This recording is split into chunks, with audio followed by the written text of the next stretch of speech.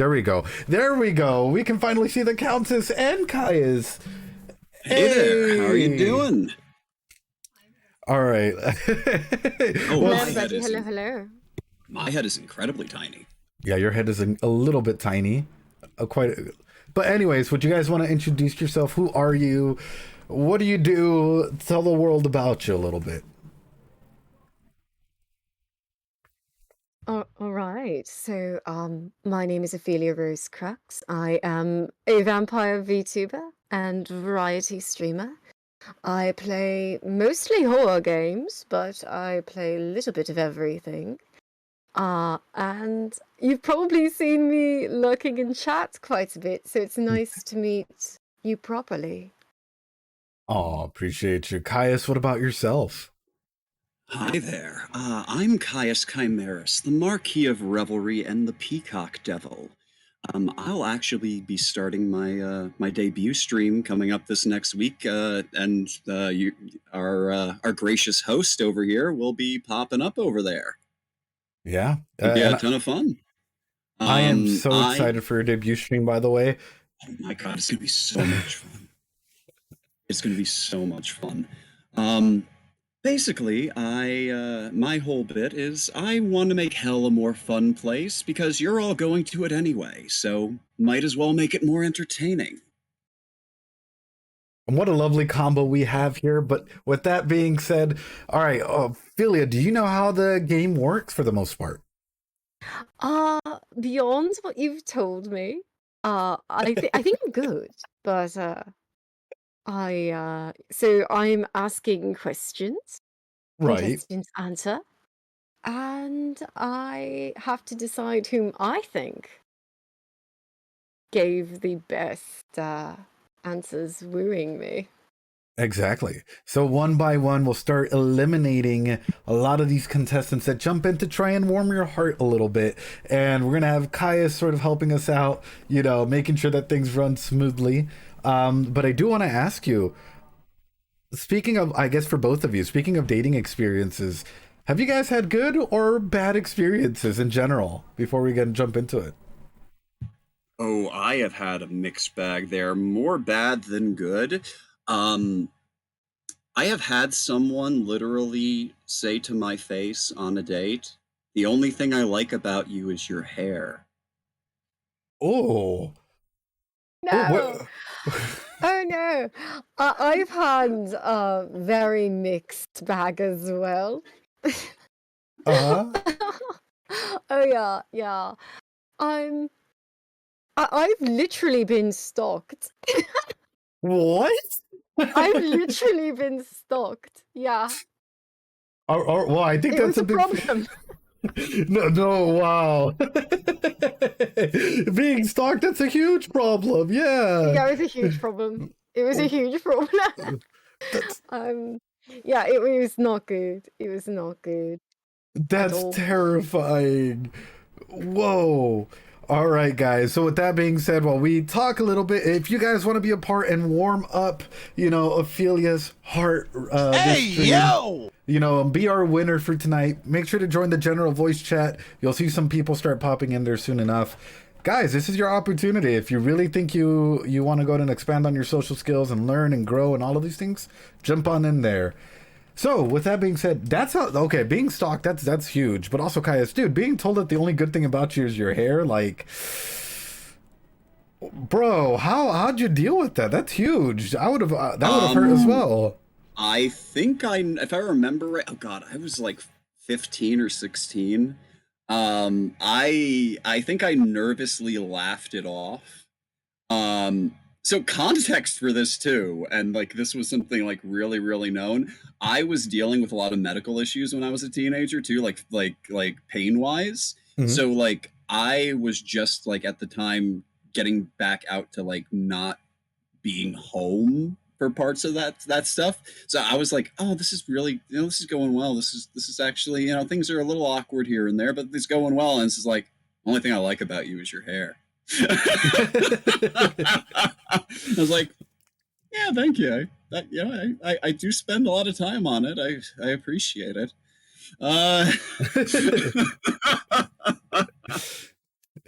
But like my thing is high school, man. The importance that we place in a lot of those relationships and our self esteem during that time period is huge. You know.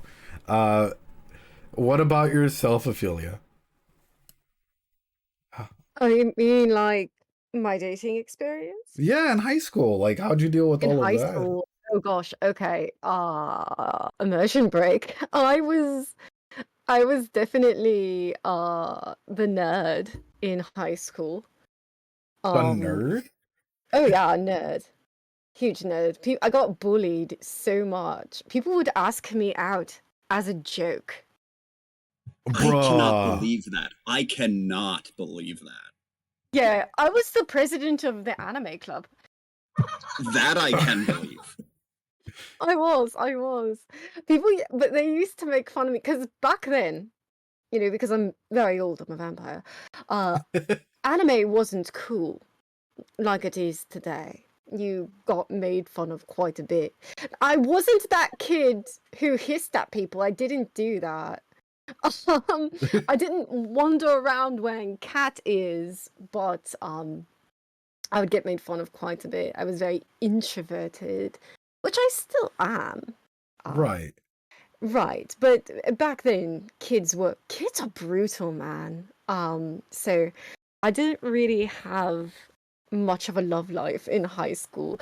I had my fictional crushes, and I had Oh, my friends, and that was that. Yeah. well, You I had got. the mis. Go ahead, Sorry. Caius. No, you had the misfortune of being both shy and pretty. I mean, I don't know about the second one back then because I I had do. that awkward phase. I had an awkward phase for sure. Because, when you're a kid, a lot of the time you've not peaked yet. You're a child. Um, but it's really, and as a teenager, you're going through this transitional time.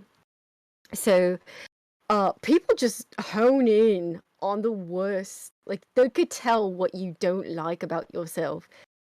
And they'll hone in on that and they won't let you forget it. Like I said, kids can be just rough. Chuny phase? Yeah. Yeah, that's what I was Yeah, thinking. I had a bit of a chuny phase. I'm not gonna lie to you. I would definitely I was a maladaptive daydreamer. Uh, I would do that all the time. So But also, Who's to say fan there? fiction. I had fan fiction too. I had fan fiction and role playing. I used to do the text-based role playing online. So did I. Unrelated at the time. but also, I was gonna say, dude, okay, who was it that did this? So that way we can all get pitchforks and go after the people that were like, fake or bullying you essentially, because that's not cool. Uh-uh. Yeah, well, they were children. They were children. They really didn't. They weren't mature, and the parents never really, stepped up. There wasn't. I think this generation has had really good mental health resources, and I think that they have a little bit more awareness and kindness because I remember when I was growing up, a lot of humor was kind of mean-spirited, Right. and there wasn't really the discourse surrounding mental health that exists today. So I feel like kids today are, in a way, overall a little bit more empathetic. I definitely feel like we have a better mental health discussion. I just wish we had a better mental health system. Oh yeah, absolutely, absolutely.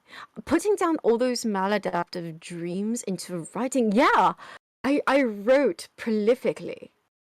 So that's one wonderful thing that came out of it. Right.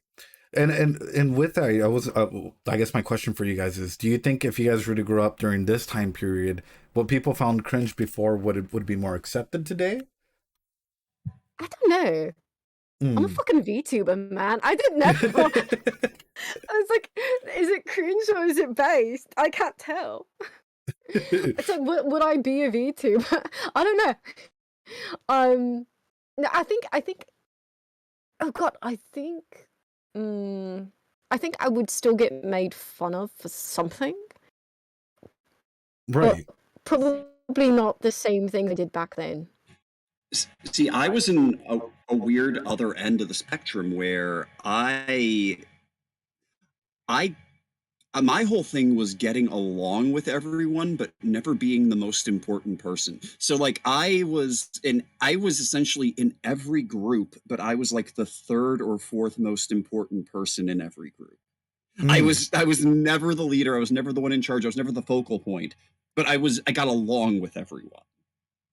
So Okay. I don't know what would change for me. It's like I guess maybe taking the steps to be the focal point. I don't know.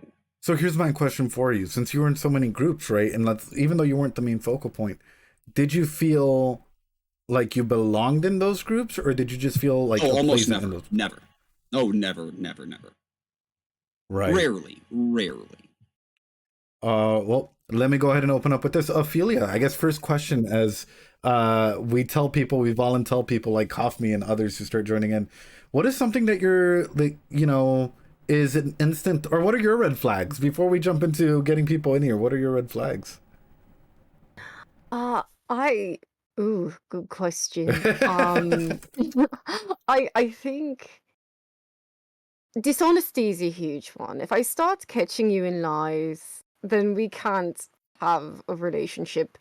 The foundation of a good relationship is trust, and communication is key. If I cannot trust you, then we cannot have a relationship. And I actually that goes for my friendships as well. Um, like if you're constantly doing shit that's just like lying and dishonesty, I have to trust my friends too. Right. I have boundaries. Yeah. Well, respecting our boundaries is huge, right? Oh yeah, and that's a big red flag. If you set down a boundary and someone starts pushing back on you, or fighting that boundary instead of communicating and talking about it, that's a huge like if they're doing something and you say, "Hey, I would like it if you not do that anymore. I'm really uncomfortable." Or please don't do this from the get-go, because like I'll try to establish some boundaries right off the bat with some people. Um, and they just do it anyway. And people fuck up, they make Right. mistakes. But if they get really like defensive and double down, and it's like, well, why does that make you uncomfortable? Um, or like, I should be able to do that. I don't care. And it's like, well, that's a boundary for me. That's not okay. Right. Discussion is important, communication is important, but you have to be able to at least try to understand someone's boundaries. It's not all right. Right. Yeah, I've actually that's a huge thing. A lot of boundaries, mental, but a lot of time physical too. Um, that's big. That's a big red flag. Right. Yeah. And following off of that, I guess I'll ask Caius the same question, dude. What are some of your red flags? I agree with everything that Ophelia just said for one, but also mean spiritedness off the bat. If you're starting to get to know someone or you're starting to try to connect with them, and you're just getting these bits of like cruel moments where it's like, well, there wasn't a need for that mean statement about someone, or there wasn't a need to pick at that or poke at that. And it's just like you reached for that. You went out of your way to reach to be mean. What does that say about your thought process? But that is a big one for me. But I actually another one that came about as a result of an ex, um, word censorship, and I'll be Oof. more specific on that. Um, she would stop me anytime I used the words I or me when describing anything. She would pause me and say, describe this to me without saying I or me. You're making this selfish. So Oh. I would pause mid sentence and have to rethink my words so that I could reconfigure what my statements were in an appropriate way. So yeah, being told, like, don't get me wrong, I'm not talking about like being told not to say offensive things. That's completely a different story.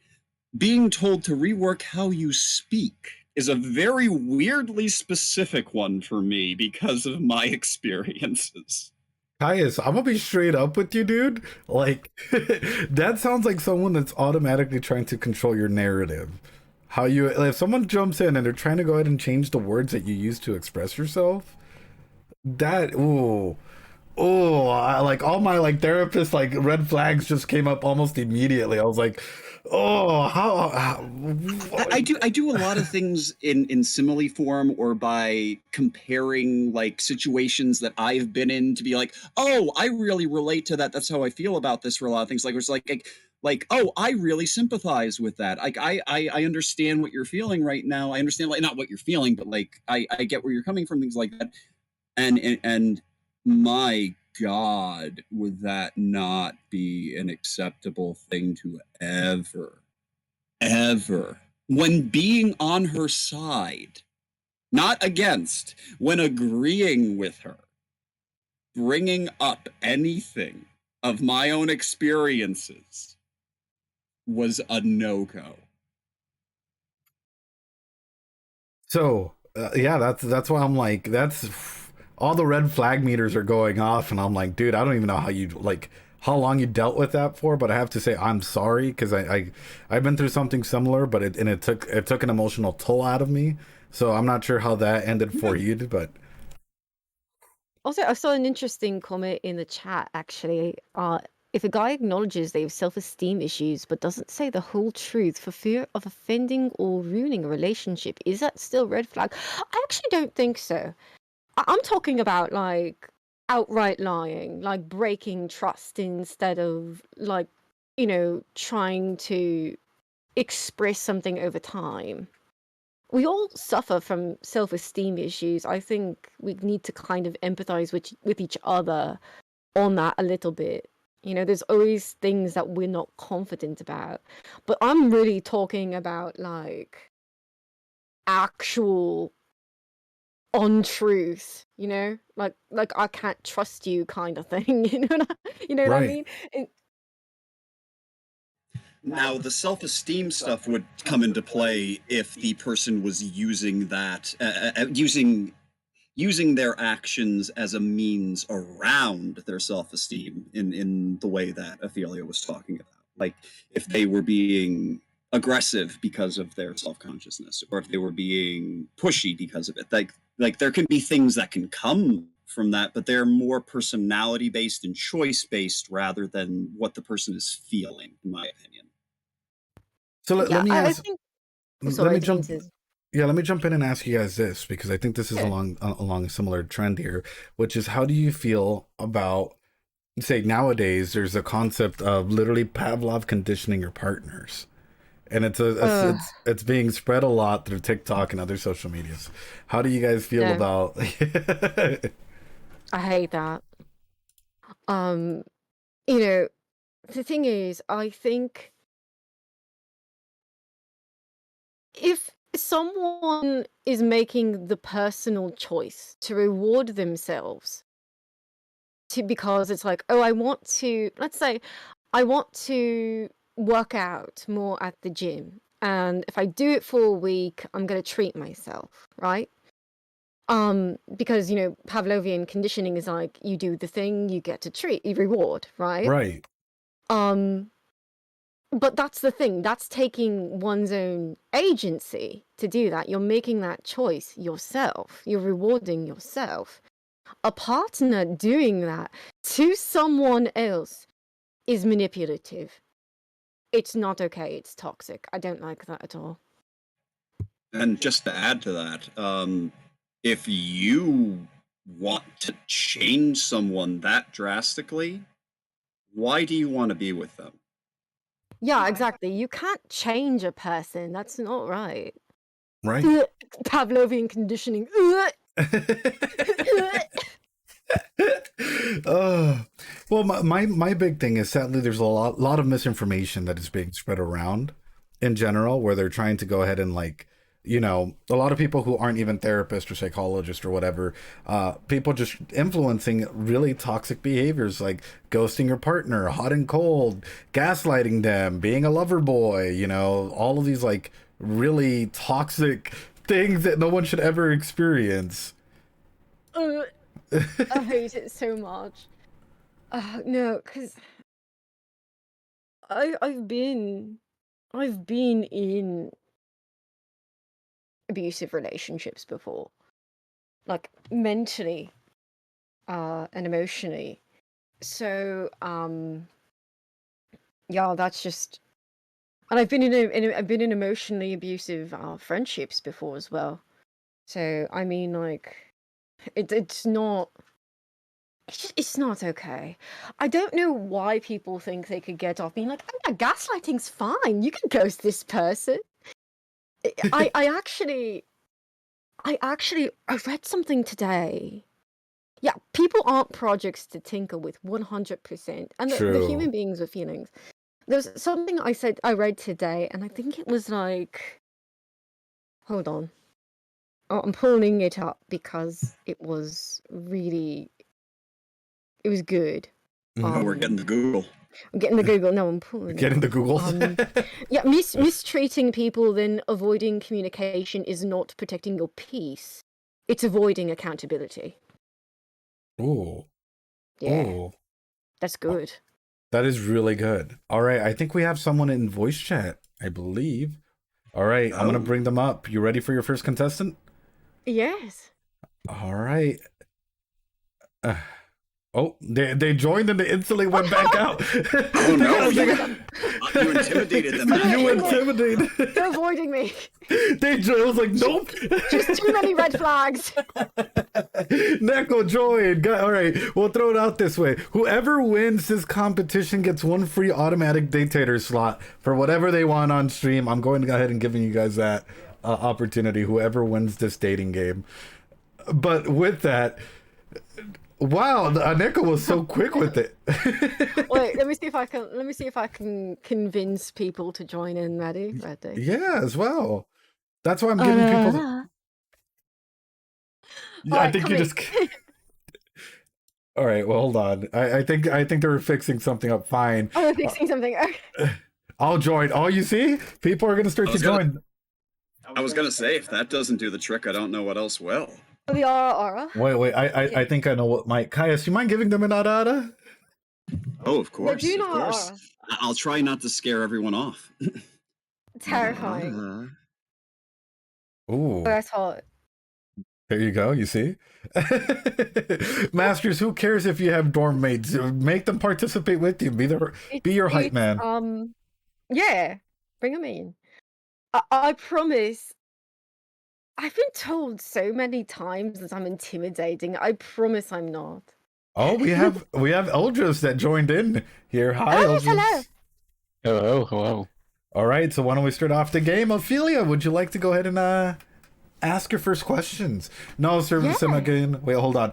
You don't have to be subbed or anything like that. You can just join in. This is a game for everyone and anyone. You don't even need to be following. As long as you're in the Discord and you're able to jump into the voice chat, feel free. Go ahead. What is your first question? All right, my first question. We were talking about our red flags. What is your biggest red flag, or red flags plural? I guess being controlling, like, one of the things that's brought up is if your partner, like, would prevent you from hanging out with friends, or I guess things like that. They tell you what you can't do, like, that just... Wait, Eldris, that's a red flag that you have? Like, are you controlling? Oh, my red flags? Okay, I misunderstood the question.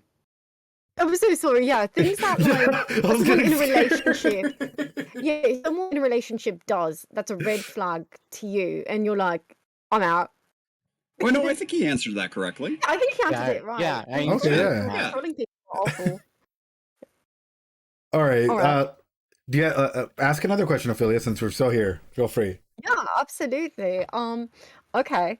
Uh, so who is the most interesting person you've ever met? Uh,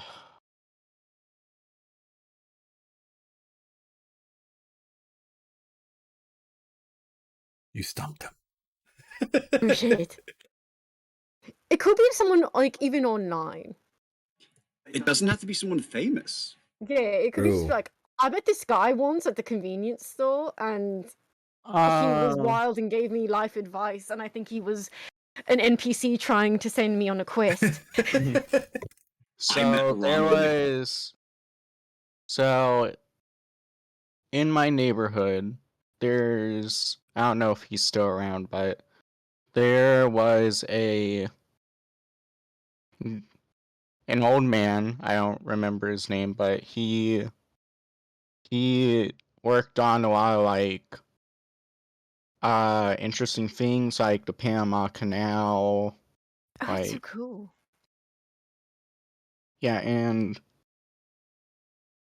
he did some stuff for oh like electrics, and he was I only really met him once or twice, but he seemed like he had a lot of stories to tell and just I guess a lot of wisdom to share. Oh, I love that answer, actually. Talking to people with a lot of life experience, you get some really, really cool stories from them. So I'm glad you took the time because you never know. There's people in your neighborhood, probably everyone's neighborhood, who has a really fucking interesting story. So I'm glad you got to take the time to get to know this man. Mm-hmm. All right. All right, all right. I have a question for you. Yeah. Yeah. Okay. So I guess it's two questions in one because I kind of want to know how much of a romantic you are. You're on a first date with Ophelia. Where do you take them? And I'll ask my second question after. But where do you take them? What does your first date look like? Hmm. Like I don't think it should be very like grand, and like I don't think a something like a movie would be like a good first date, to be honest. Mm, Probably just like either to like lunch or dinner or something like that, like somewhere where I can actually like talk to the person and get to know them. okay. And my second question is, you guys have been dating for a while. Ophelia takes you over to her parents, introduce them. All of a sudden, you see them treating her kind of rough. How do you stand up to them? Hmm.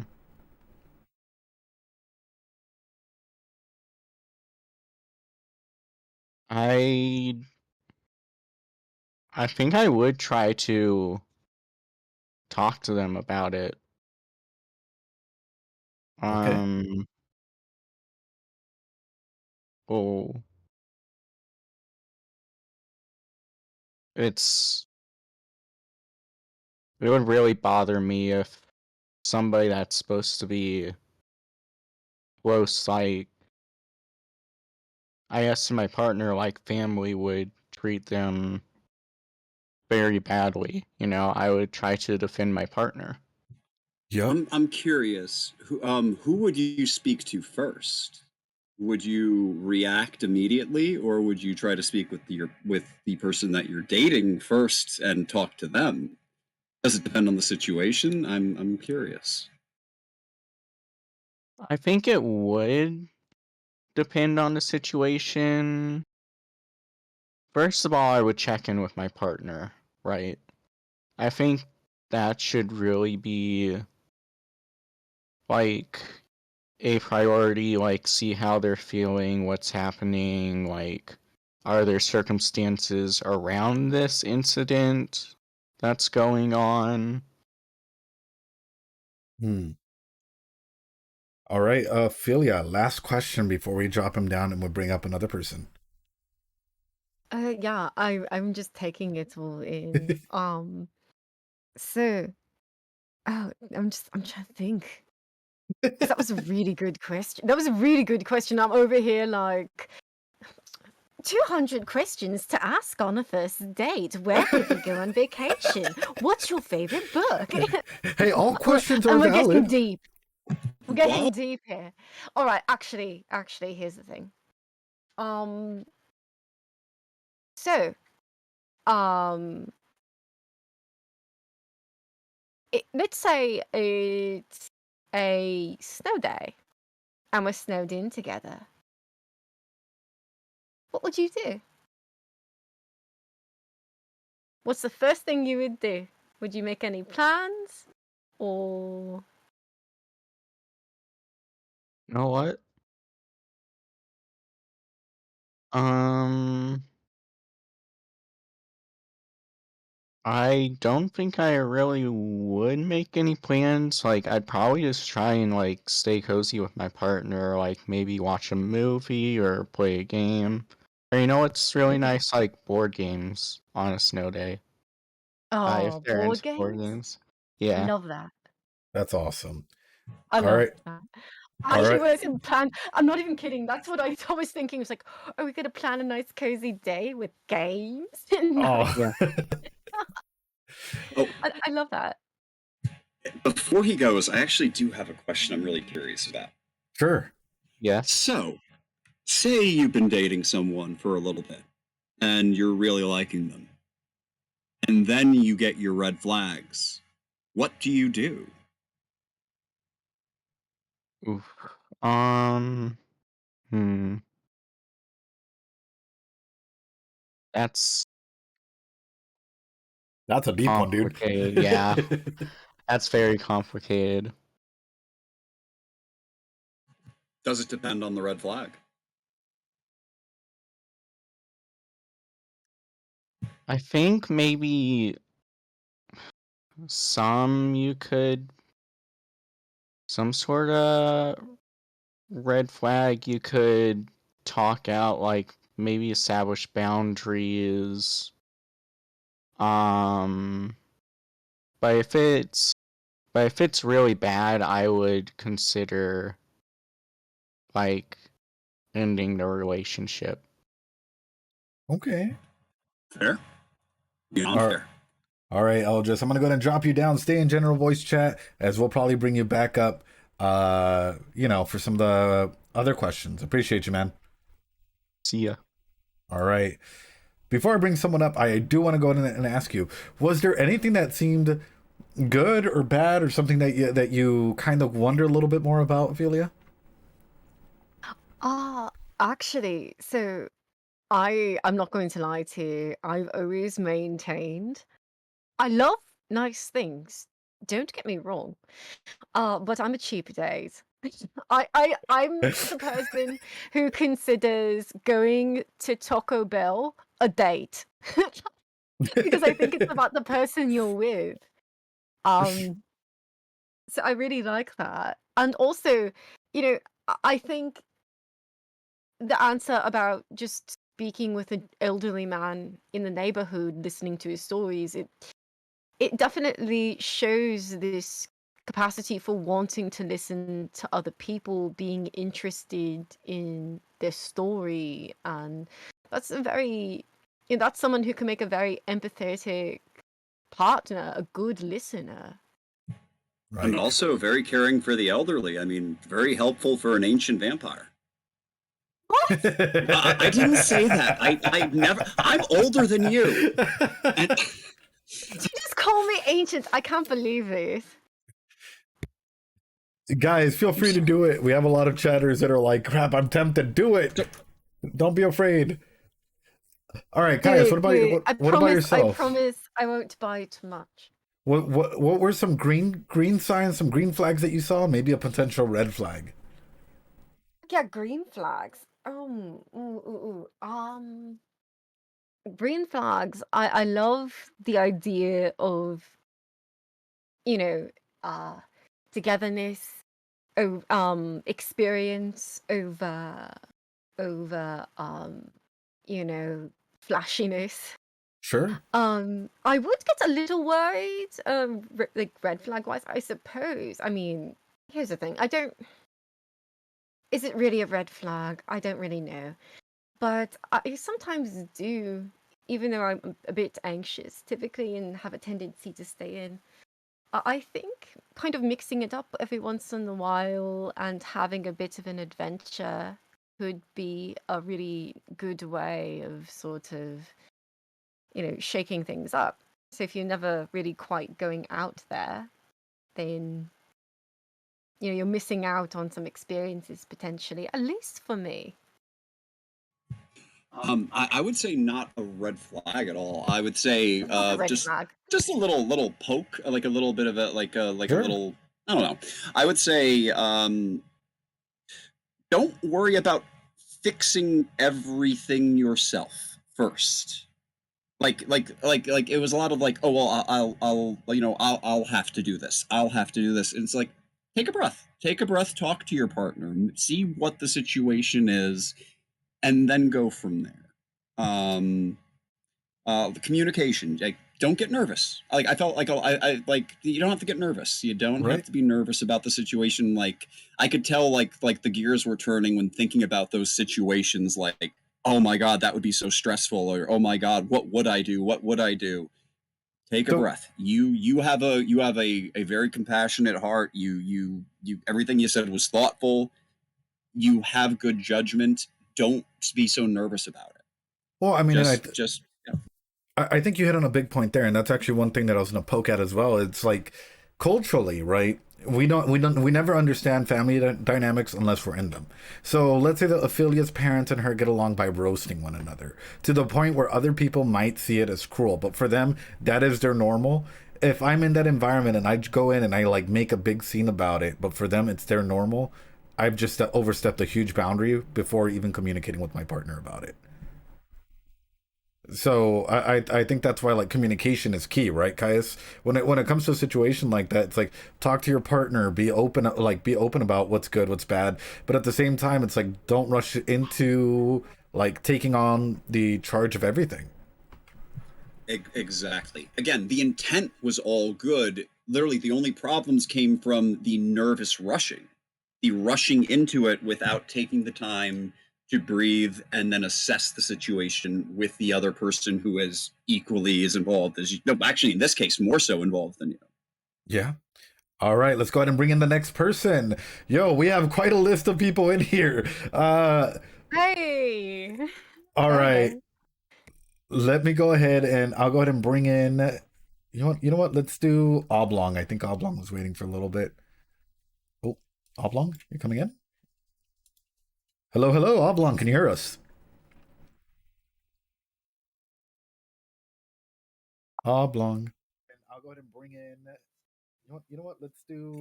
You want to view my stream, man? Hello. Hello, hello, Oblong. Can you hear us? Oh, I could hear the stream audio. That's so good. So what you're saying is he's dating two Ophelias for the price of one. That's what I. Oh man, I'm in two places at once, living the dream. I have abilities I did Is this not know better? I had. That's better? Yo, we can hear you. Okay. All right, Ophelia, you want to got ask him a you. question? We got you. Okay, so we're talking a lot about red flags, right? Yeah. What are some of your green flags, things in a relationship that you feel like, yeah, this is the person, this is the right one?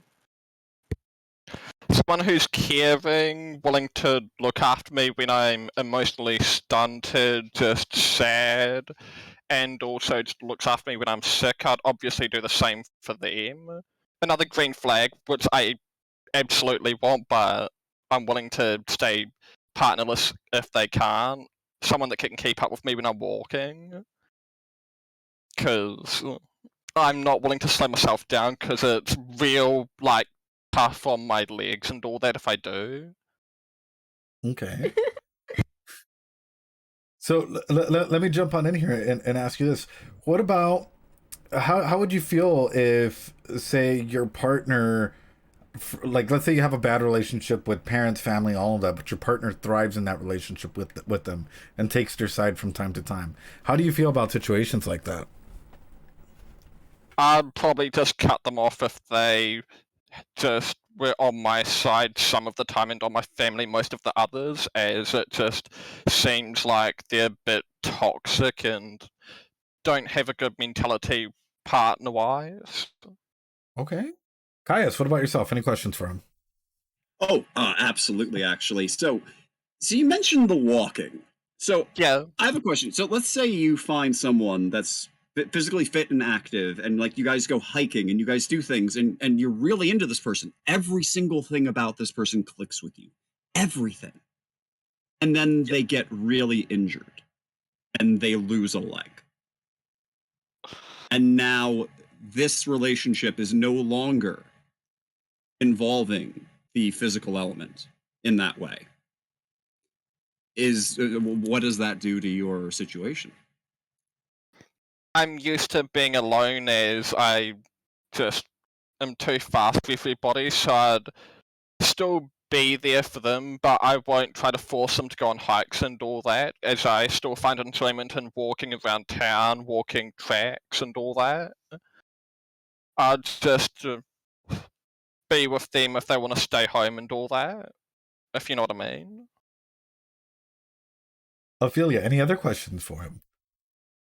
Oh, hmm. Okay. So, uh, all right. I'm thinking. What do you see as your best character trait?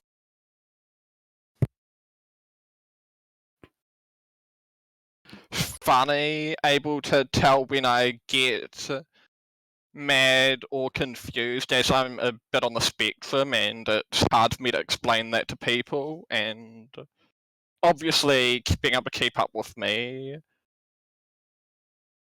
I don't believe I can think of anything else at this moment.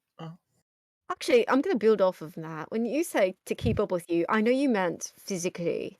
Yeah, But how are you with like long-term goals and ambition? Like, do you have big plans for the future? there's a part of me that wants to go to the Olympics and a part of me that wants to make a business off my walking, so I know it would be able to help people's health and fitness and all that, as I find that when I don't do walking for quite a while, my walking helps me get trained to be able to run real fast after I do like a 9 kilometer walk. Gotcha. All right. Um, I guess my final question overall for you is this. If you ever say that there was someone that came along and was bullying your partner, how do you deal with that? I don't know what I'd do in that situation, as I don't really have any experience with partners, family, and all that, because I'm basically a shut-in at home. Okay. But all right, nonetheless, I still want to say Oblong, thank you for actually coming on and answering, because it takes a lot to put yourself out here and being vulnerable and, being yourself and answering some of these questions, man. No problem. All right, Caius, Ophelia, any last questions that you may have? Yeah, what's your blood type? Ooh. I don't know. I pass out and puke if I get my blood taken, so I'm not Oh, really interested in that. I'm making notes. Thank you. No problem. All right, Oblong, we appreciate you. Stay in general voice chat as we might bring you back in a little bit. Yep. Sounds good. Yo, everyone that comes on here has their own interesting little personality. I love it. I love getting to know people Yeah, I like do this. too. I like that we're just highlighting everyone in the community. It's nice. Right? Ophelia, you don't walk enough.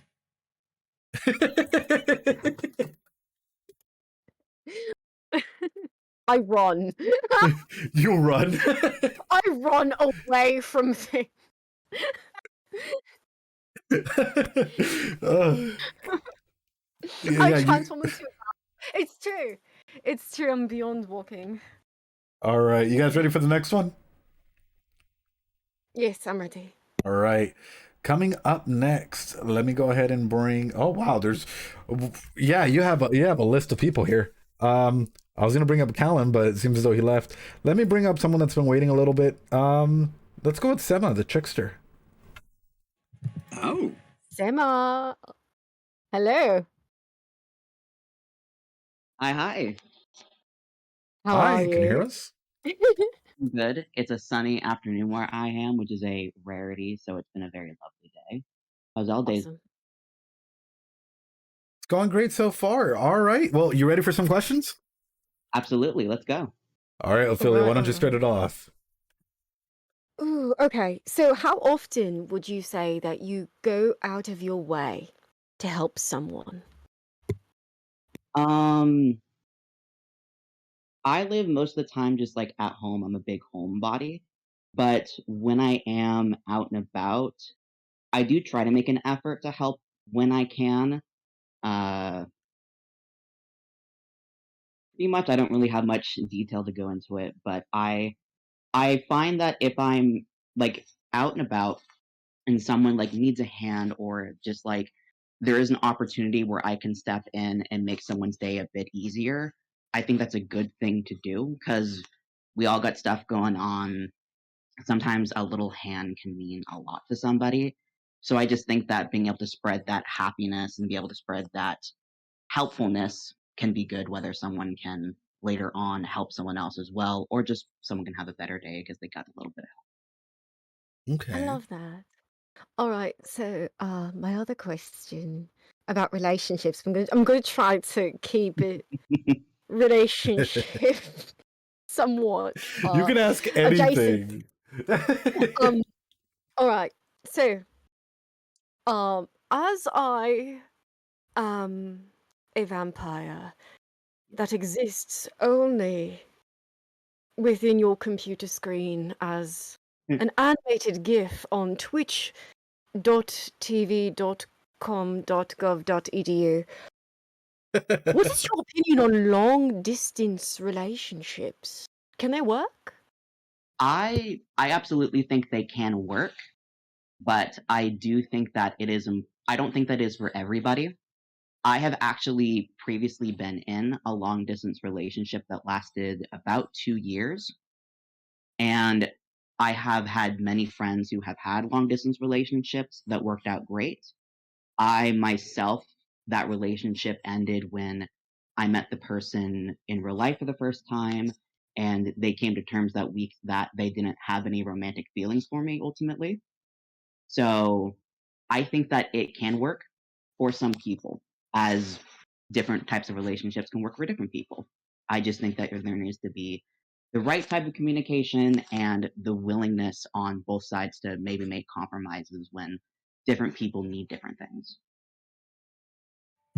now then, say you're starting to date someone and things are going really, really well, but something that they believe in, a core value, something Mhm. that doesn't get dealt with on a daily basis, something that doesn't affect things regularly, something like religion or politics or a differing quality about them from you that irks you, that touches you in a way that's uncomfortable to you, but doesn't really affect anything in the relationship or in daily life.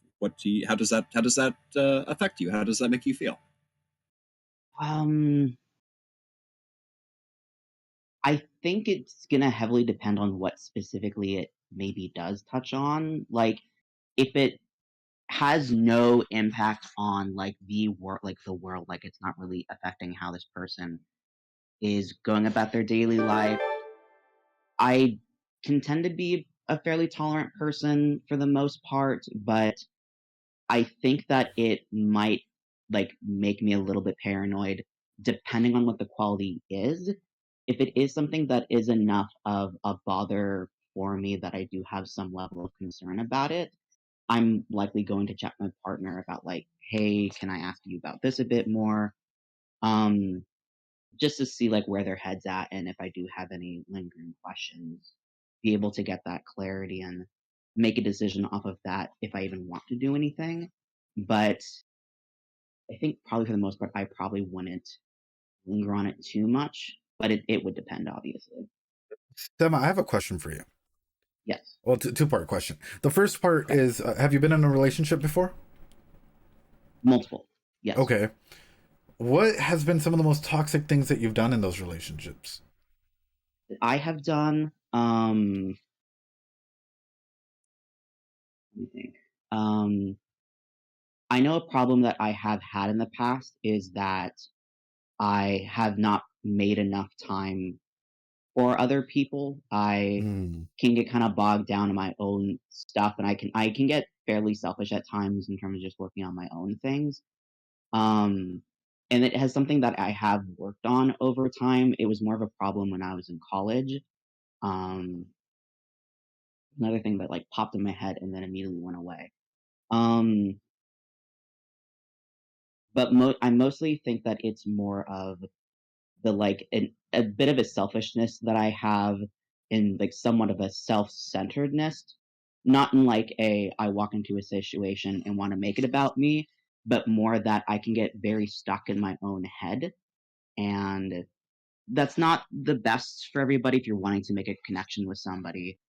I struggle at times to make those connections, so when you're in a relationship and that becomes a problem, it can make people feel like they're not being cared about, and So, it's something I've been trying to work on. yeah, so why don't we go ahead and throw this over to Ophelia with that one? Ophelia, how do you feel if, say, about your partner potentially just being stuck in his own head? Uh, Honestly, so that's something that we would probably need to work on together. Mhm. Because I have in the past, I actually relate to that so much. I think it goes hand in hand with being more of a homebody, being more introverted. Definitely, I would Um, agree. yeah, and it's something that, we're always trying to make ourselves better. We're always trying to improve ourselves. It's just one thing that we kind of have to remember. Oh, we're not alone anymore. Yeah, Um, I also grew up in it's a so hard to get out of. yeah, I grew up being a very independent person. I've had very few like close relationships growing up because I grew up in a very tiny town. And Hmm. when you're not super interested in the football and all the small town aspects, you kind of get ostracized. And it's a lot better in the big wide world where there's more people you can relate to, but it's hard to get out of your head when you're so used to doing it. Yeah, absolutely. Or And it, go ahead. oh, sorry. No, I definitely I relate to that so much.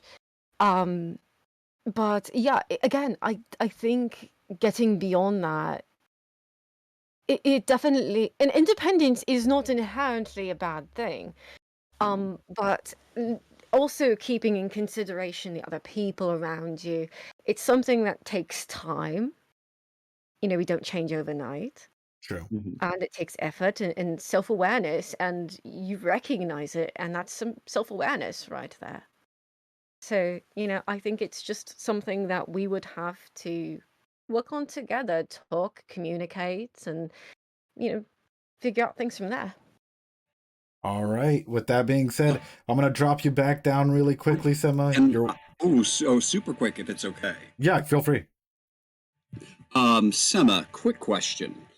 Since you did describe yourself as a homebody, if the person that you fell for ended up, if pursuing the relationship involved having to relocate, to move, to go somewhere else, is that something that you would be all right with doing in the right circumstances?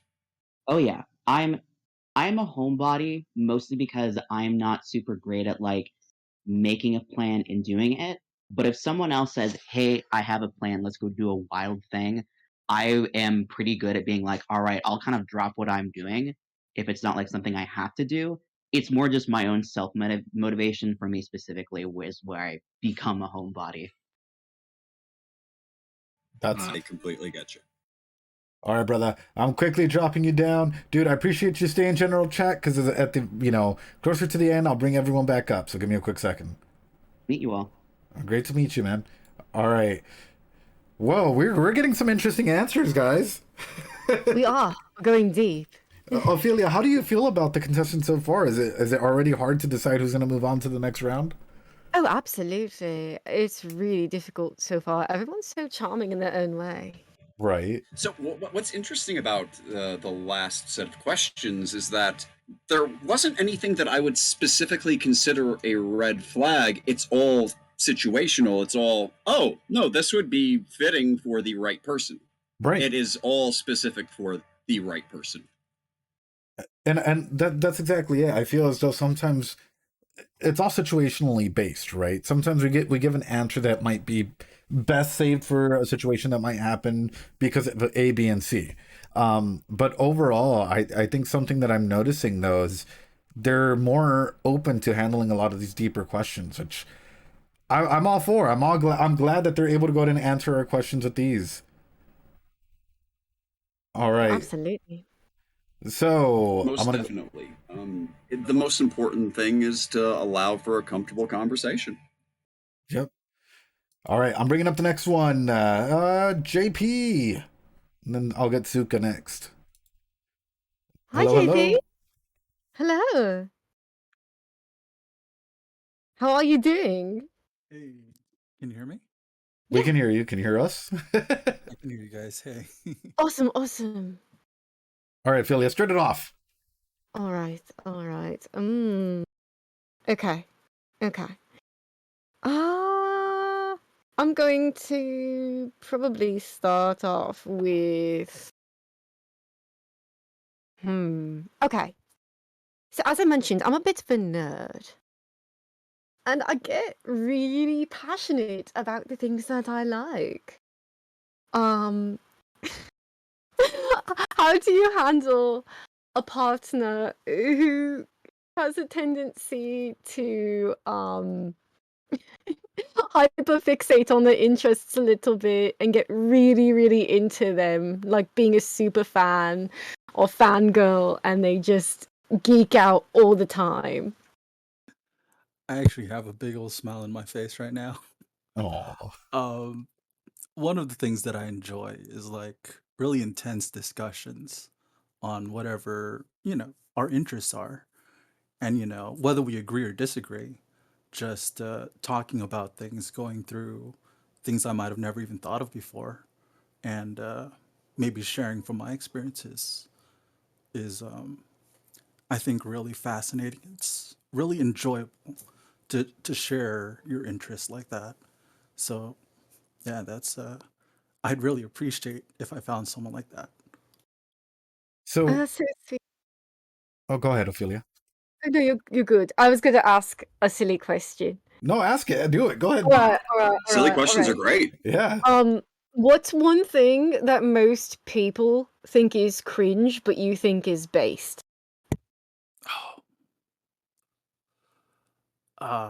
Fan fiction.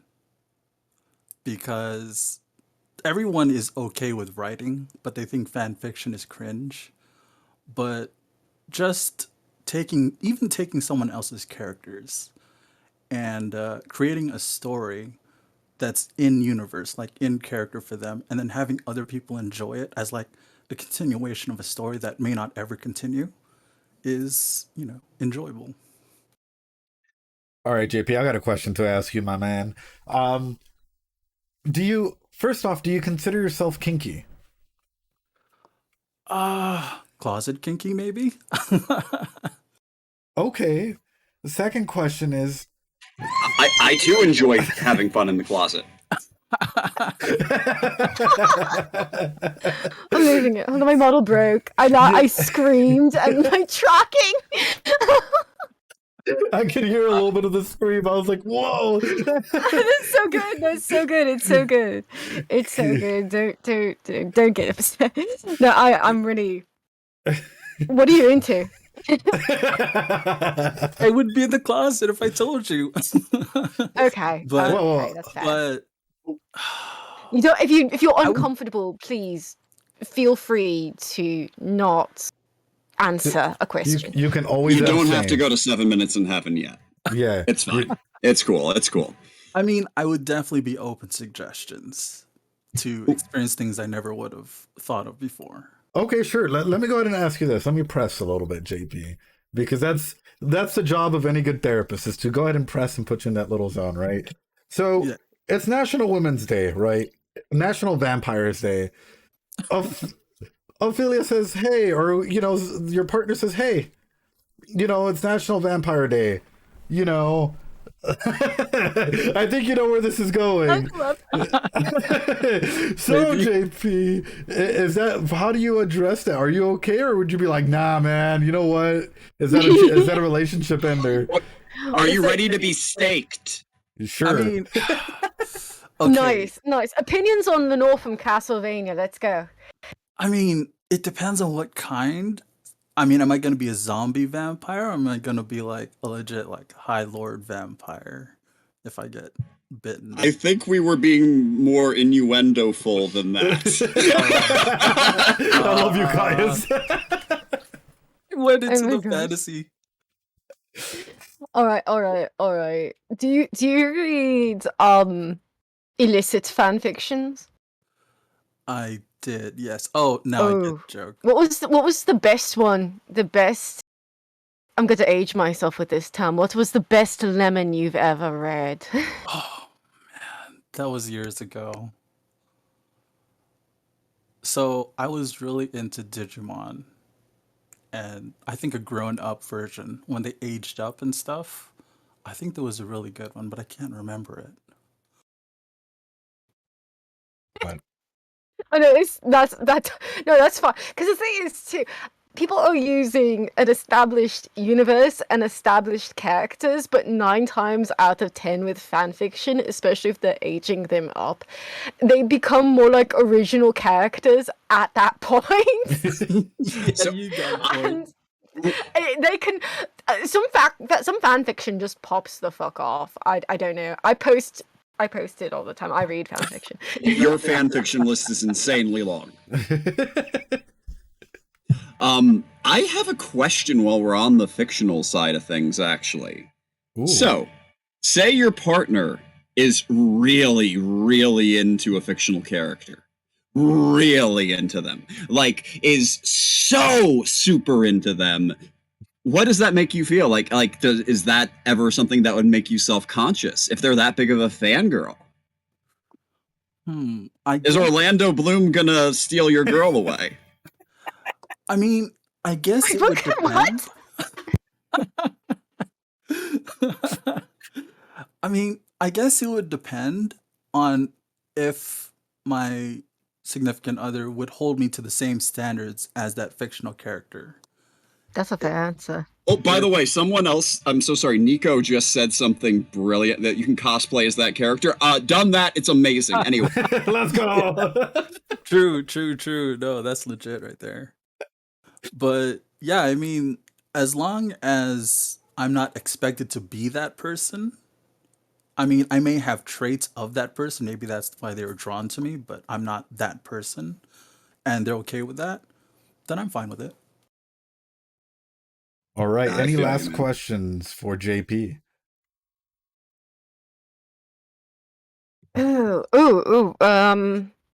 This is my go-to. What's your blood type? I don't Do you know your blood type? I don't. I'm sorry. You don't. It's okay. It's Are okay. you willing to give a sample? I'm Ooh. going to like. Here's the thing. Let's plug. Knowing your blood type is nice because you can potentially donate that to people in need and not vampires. And not vampires. Totally not vampires. But also sexy vampires. But also vampires. All right, These people thinking like, oh, plug, oh, that's going to be lewd, and I'm over here like, donate your blood to people who are sick and need surgery. All right, Donate JP, I'm taking you plasma. down. Appreciate you, man. Stay right. in general. We'll bring you back up in a bit. All right, thanks. Hell yeah. Dude, you have a big list of people here waiting to get to answer some of your questions. Yeah. Oh, hey, that's awesome. We're here to That's- have a good time. I'm here for a good time, maybe a long time. Fuck around, find out. Fuck around, I find. personally, I think we might have a contender for the next round. Oh, oh, oh. Oh. All right, Zuka's coming up. Zuka! Zuka! Hey, Zuka. Hi. Hello. Samina, Zuka. Oh, there he is. Hi, hello. Sorry, I had to unmute myself. You're good. I do that all the time. All right. Right. Why don't we start? Actually, why don't we start off with the question from Caius first? All right. So I know from your presence over in Ophelia's Discord that you have an extensive figure collection. That you have a bunch of anime collectibles and things like that. Say your partner really likes things to be organized, wants things to be neatly kept and things like that. How important is it to you to be able to display your large collection? It would be pretty important to me, I think. Now, if you mean like keeping everything not dusty and looking nice, I do that anyway. Mm. Yep, fair. But yeah, you do think that it would be. Do you think it would be boundary pushing to have to put less of it out? No, I don't think it would necessarily be boundary pushing, because I can understand it feeling like a clutter for somebody else that's not necessarily into it. And I could probably definitely pick a few favorites that I could like.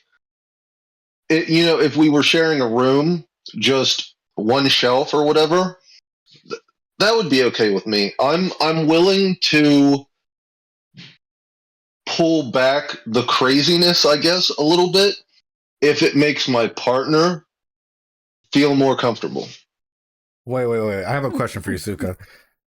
So, first off, how extensive is this collection of yours? And then I'll follow up with my real question. I haven't counted recently, but last time I checked, it was at least 30. Okay, so my real question for you is, what would you do? Say that you're having a fun time with Ophelia, and she's drinking some wine, and she spills it on your collection. Well, the thing is, if she has wine up that high, then she's jumping on a bed. But I don't think I necessarily have anything that would ruin. And I'm not like that bad of a stickler for stuff like that. Because I've knocked stuff over and spilled stuff on some of my stuff, and I mean, shit happens. Shit happens. You just gotta move on. You can't get caught up in something that's an accident. You know what I mean? Okay, Ophelia, questions from you? Yeah, I do actually, because you mentioned your figure collection. So let's say, maybe I have a hobby that you don't quite, get or understand. Not dislike inherently, though it could be dislike.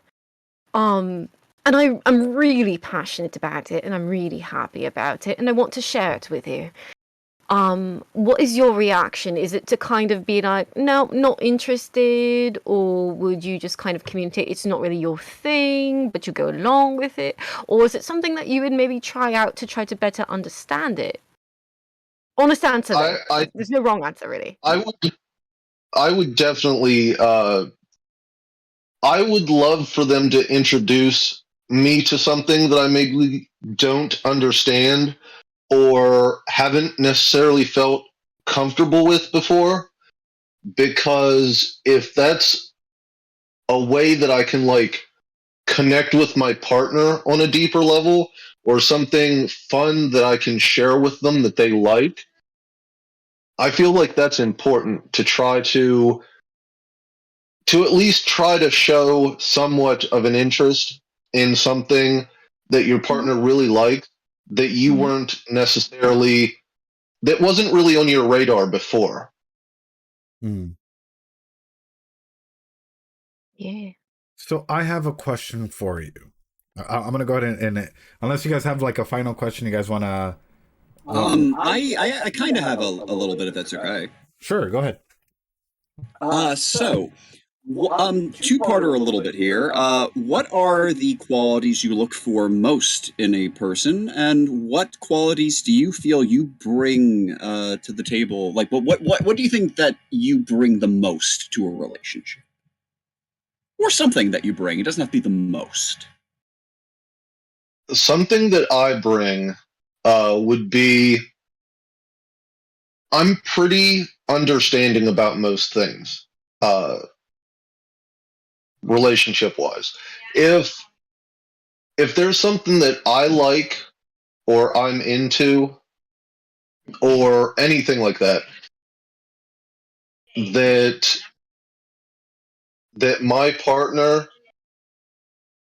is into, and I'm not going to make a big deal about it. I'm not going to try to change my partner in any way.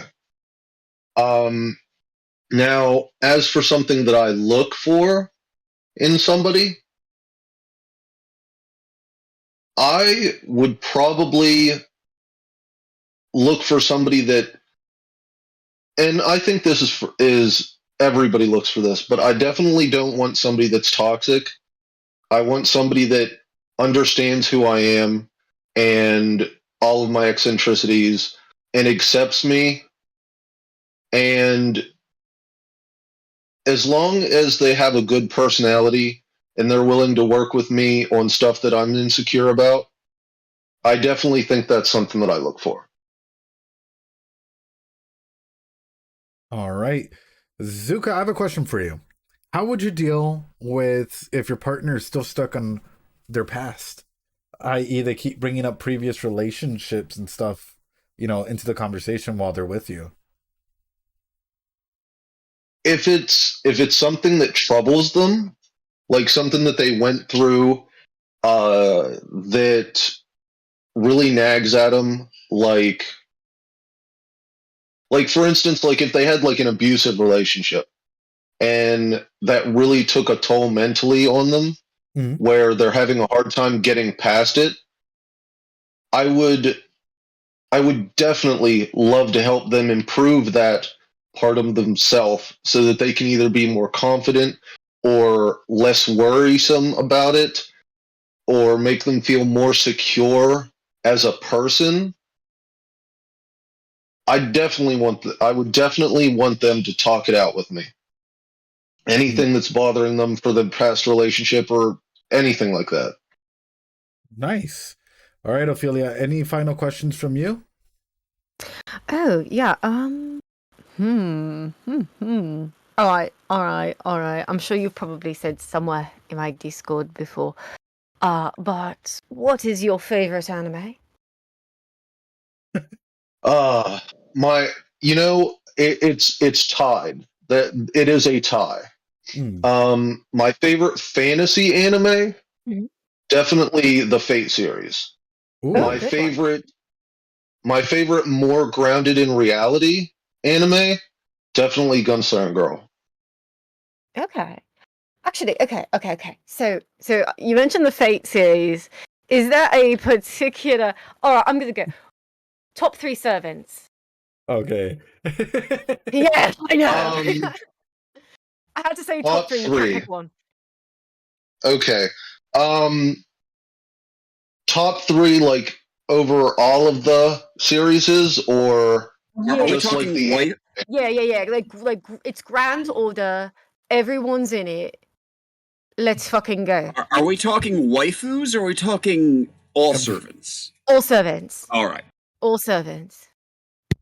Okay. My all-time favorite servant, period, is Mysterious Heroine X Alter, which is it's basically Alter Saber if she was a nerd. Oh. She looks like Darth Maul. It's fucking great. She does. She does. She literally shoots lightning out of her hands and has a double-edged saber. Now, my other one would have to be, and I'm going to probably out myself a little bit as the type of women that I like for this. Okay. But definitely my second favorite would have to be Osakabe Hime, but the swimsuit version, because she absolutely goes fangirl in that one. Now, my third favorite, I would have to say Joan of Arc, because she is absolutely gorgeous, and I don't think there is a version of her that I have seen, especially in the anime, she's awesome, that I don't like. Those would have to be my top three. All right, wait. Well, Those are big choices. Good choices. last question for you. Do you prefer a subby mommy or a dommy mommy? Oh, this is a good question. Very good question. I think definitely a dommy for me. Yeah. Has that okay? Follow-up question that's a little unfair, because I feel like I know the answer, but it's a fun one anyway. Has that changed at all since joining Ophelia's Discord and her Twitch? I should very much yell at you for that question because I know you know what the answer is. That's fair. That's enough. The thing is, I've never been against it, but since joining Ophelia's channel, I've definitely been leaning more that way. She's very enlightening. Yeah. Caius, I am giving you the most dirty look right now that you can't see. That is fair. That is beyond fair. Oh, I love it, man. You handled it very well. You did, Zuka. You're a champ. You really are. All right, Zuka. Also casually unveiling, like releasing the secrets of my Discord. Just casually. Just casually. I'm telling you what's in the special chats on her Discord. Wait, are you talking about the special art? Yeah, the special art. Yeah. Oof. I have been responsible for some of that. It's a special chat that you have to acknowledge that you're of age. Yeah. Yeah. Do you want to, Caius, you want to drop Ophelia's Discord in the chat? Absolutely. Please. I will go grab that. All right, Zuka, I'm going to go to drop you down real quick to General. Hey, great job, man. Yes. Nice having me. Thank you. Great job, man. Yo, these are some amazing contestants. And up next, We are. we're bringing up Cough Me. Cough Me! Hey, Cough. Hello, Cough Me. He's me. Hi. Wait. Hello. Hello? How are you? I am losing out on a lot of sleep for this, and it's worth it. Oh, it's worth it. Oh my. All right. Someone knows his priorities. Oh, Indeed. oh yes, absolutely. Absolutely. I dropped the Discord, by the way. A+. All right, Thank go ahead. you. Thank you. Okay. Okay. Guess Go we ahead. get to start then. Yep. So we can. Sorry. All good. Go ahead. Sorry. Okay.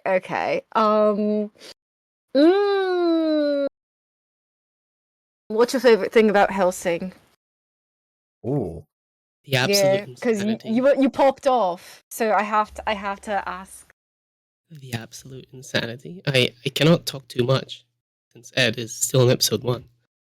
But I'll Caius, just ping me when they're done talking about Helsing.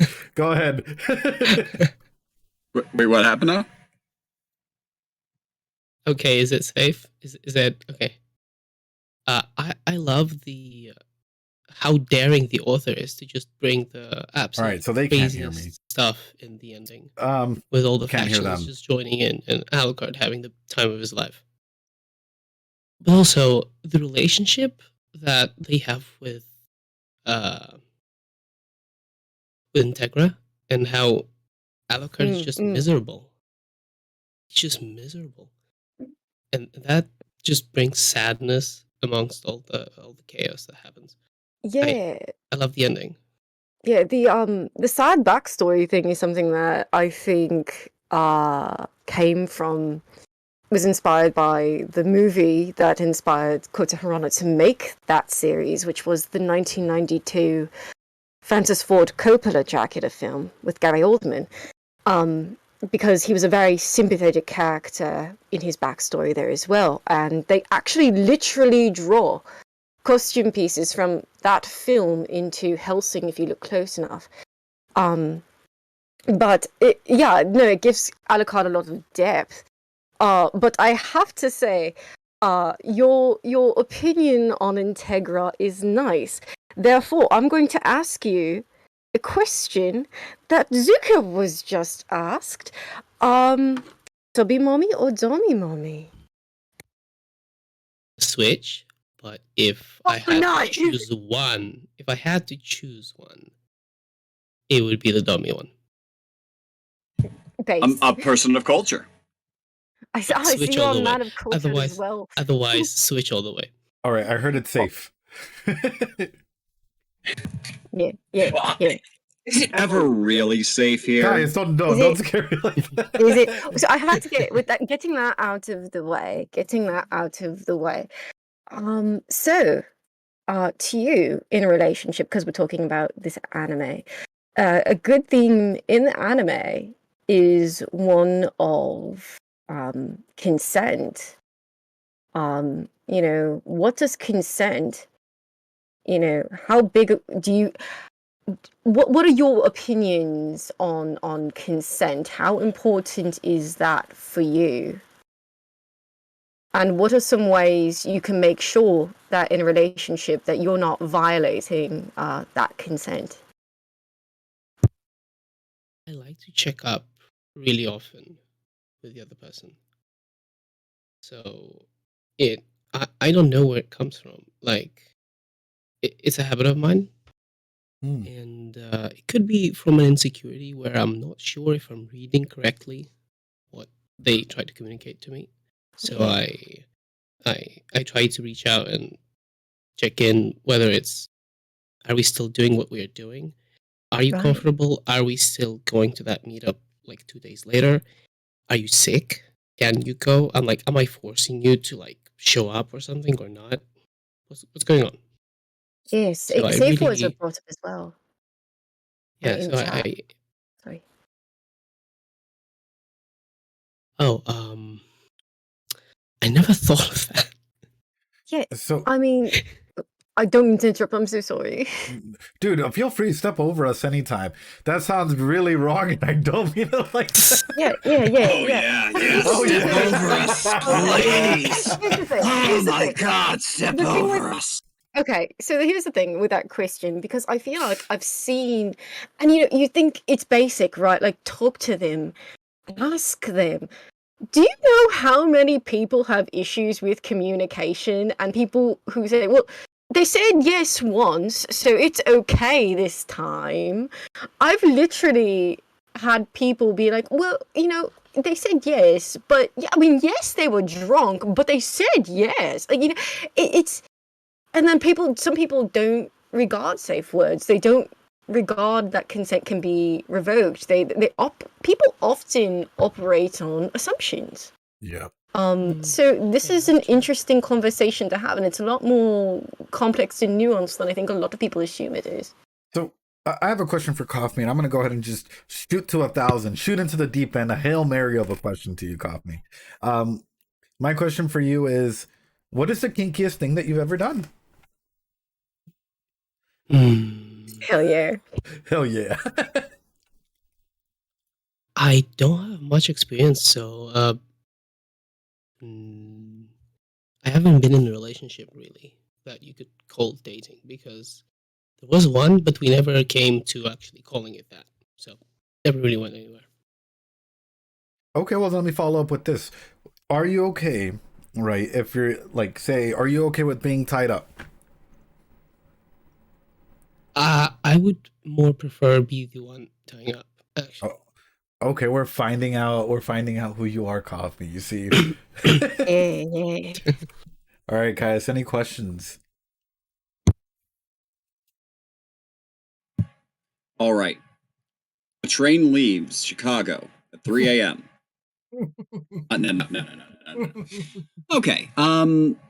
Where do you want to go? Where do you want to visit in your life most of all? Like, is there a place? Any place, could be massive, could be important, could be just something special to you that you want to see before you die.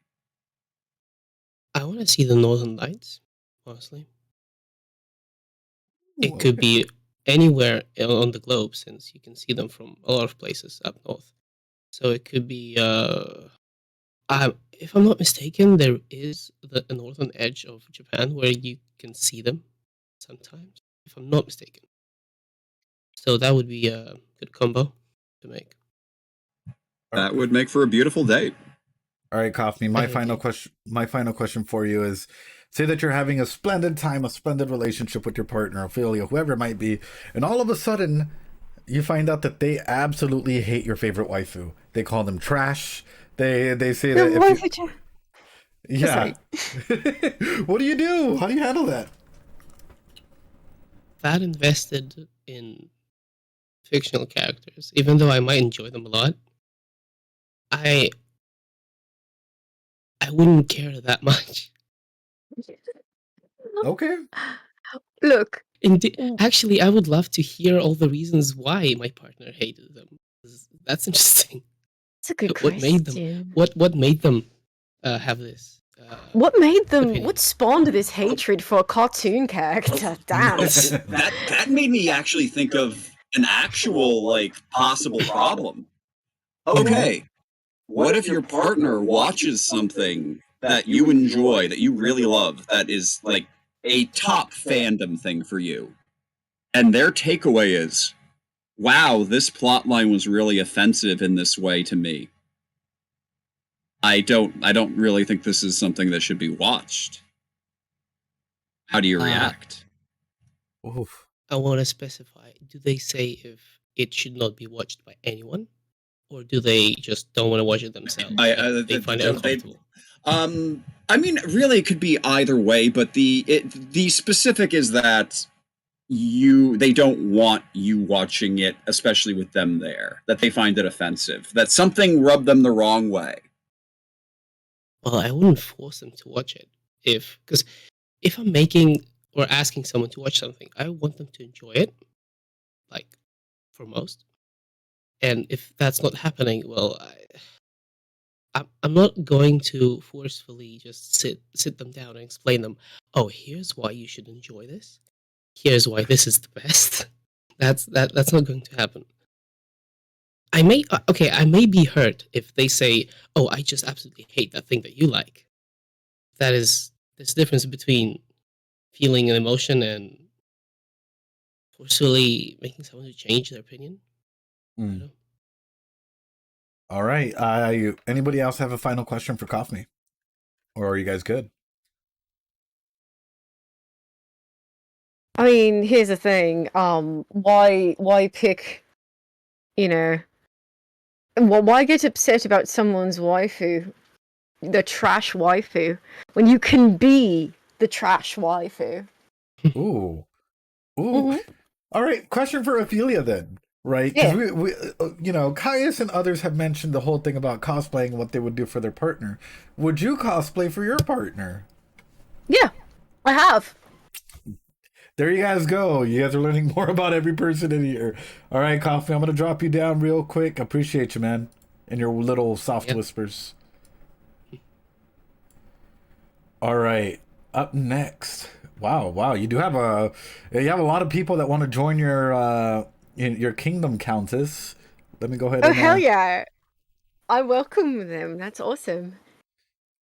You know what? Just because they've been here a little while, Neko. Oh, Neko. You're back. Hi. Konnichiwa, Neko-san. Hello there. Yeah, Neko, yeah. Where you at, bro? Yeah. Oh, God. All right. Ophelia, you have a question for Neko. All right. Yeah, I see your username. If you could have a tea date with one Toho girl, who would it be and why?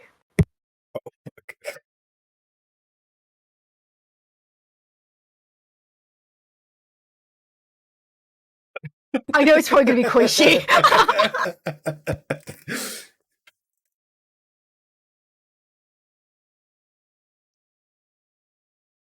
Neko. Neko died from the question. Wait. Did the cat get his tongue? It was too hard. It was too... He's having a crisis. Alright. I'll extend it. Top 5 Toho girls you would go to a tea party with. There's too many Toho girls. And Ryunosuke. He's saying wait. Oh, no. No one remembers him.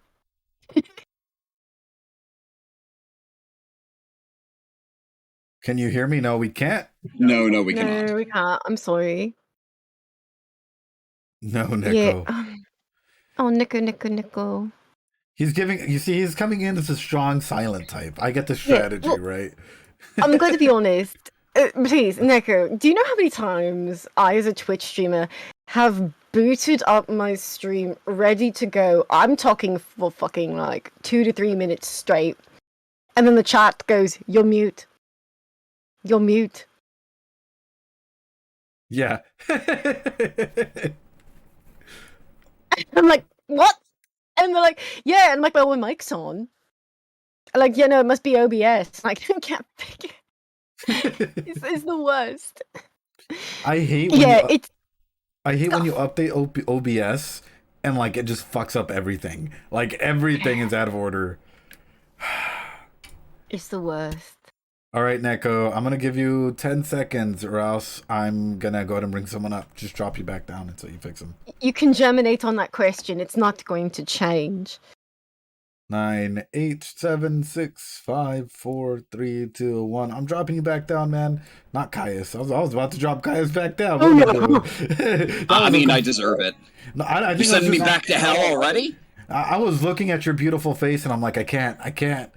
All right. My beautiful tiny face. Your beautiful tiny face. You know what? If I wanted to be accurate, I should be talking like this. Hi, I'm really small right now, but it's okay. The tiny demon. Hello, Finfred. Hi. Welcome in. I'm glad you've joined us. Yeah. Stream scoff has gotten us. Finfred. Oh, maybe Neko fixed it. Wait, it could be a stream thing. Wait a minute. Can you guys hear him or not? No.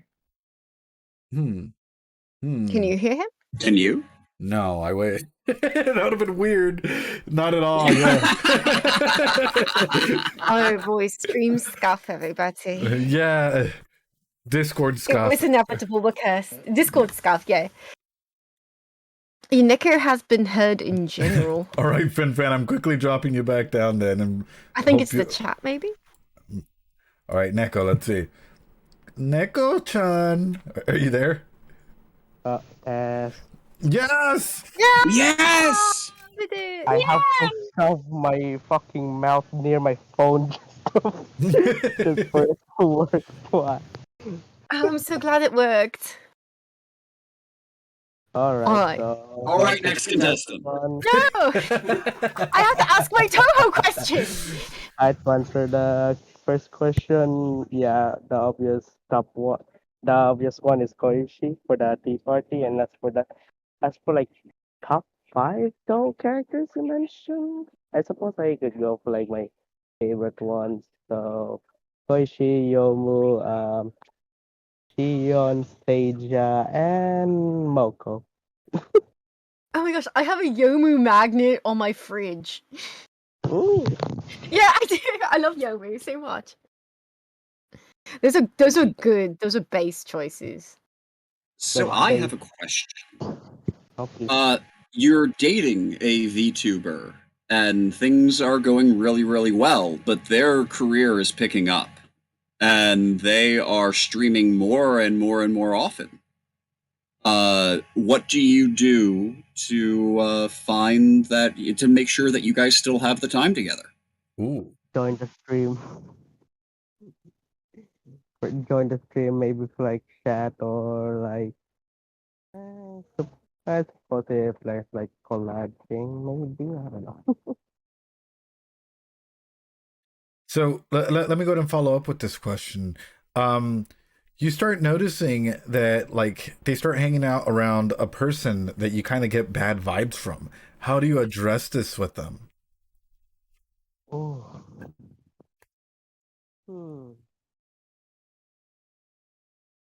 Yeah, ignoring them would be fucking rude. So perhaps talk to them, but yeah, it will be difficult if we're socially awkward. So All right, Ophelia, any questions for Nico? Actually, let's go off of that. So, you know, being a Twitch streamer, being a VTuber, obviously there is the performer, the person, the real person behind the avatar, and there's the avatar on the screen and the character, but it's still your partner behind all of it. Basically what I'm going with this is, when you have someone who is a content creator, with a public persona, and then it's just them at home, sometimes in a relationship, it becomes a question as to where the performer begins and the character begins and where they end. And sometimes that becomes, a question of boundaries. What is it for the character? Is it for the performer? The reason I'm laying all of this down is eventually there will be what we know as shrimps. Do you see this as simps? Do you see this as for your partner or for the character? Do you feel jealous, not jealous? And how would you handle any potential jealousy or any issues there? How would you approach your content creator partner about that? I suppose if the Sims are still respectful, like they know that they're just simping for the character, not the person themselves, then I'm probably fine with that. But if they start doing shit like, I don't know, trying to doctor or something like that, yeah, now that's where I'll have a problem. Well, let me go ahead and add on to this. I'm just Well, I gonna do. shoot. Although I do have like a wilder answer to it. Uh, Become a VTuber yourself, and then make sure that your VTuber character is also shipped with you. Yeah, I got you. Yeah, I'm gonna shoot in deep for you, Neko. Turns out, hey, they created a VTuber OnlyFans, right? Oh no! Project Yeah. Melody. Oh, I watched her. Hey yo. So, how do you feel about that as your partner? Are you okay with that? Especially, Wait. What type of OnlyFans though? huh? Wait. Oh, wait. Everything you can imagine. I'm just gonna go ahead and leave it like that. Everything you can imagine is in that OnlyFans. Your partner is doing VTuber porn and has a large collection of simps that are growing. They are respectful for the most part, and when they aren't respectful, she shoots them down and lets you know. How do you react to this situation where Okay. part of the job is her being longed for in a sexual manner? Yep. Now that you added that, I'll be fine with it as long as it's VTuber, as long as it's VTuber porn. Okay. Oh. Oh, was I Okay, too direct? I apologize if that No, was. that's- I thought that was still in the No, I love the directness. PG-13 category. You can throw that in deep, dude. All right, Neko. I don't have any other questions, guys. Do you guys have any other questions? I think I'm good. Do you know your blood type? Oh, I haven't asked that in a while. why do you ask? You do? My blood. What's your blood type? No, I don't know my blood type. But why do you ask? Can we find it out, though? No, I can't. I have no idea, to be honest. What's your best feature? That's a good one, yeah.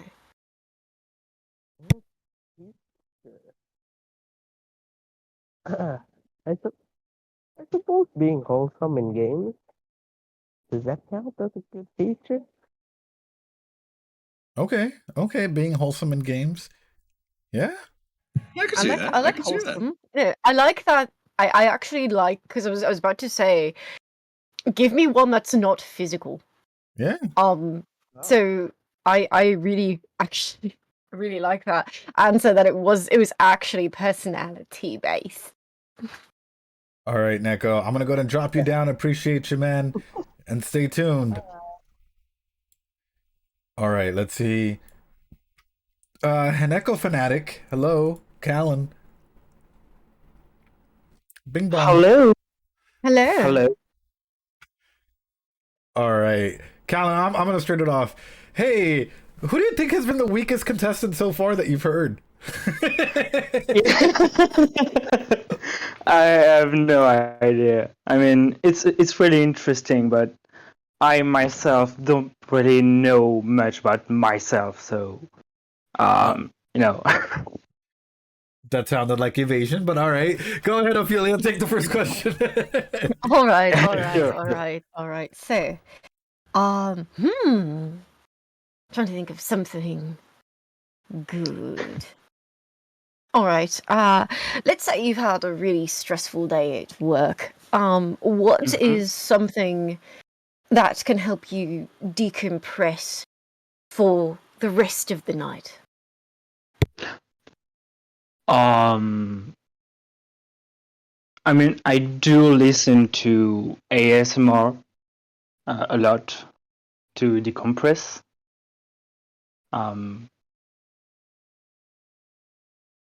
Does that answer it? I guess I don't know. No, actually that does. I actually really like ASMR as well. That's a good one. All right, so you just kind of like to chill and listen to stuff. Do you have like a favorite music genre?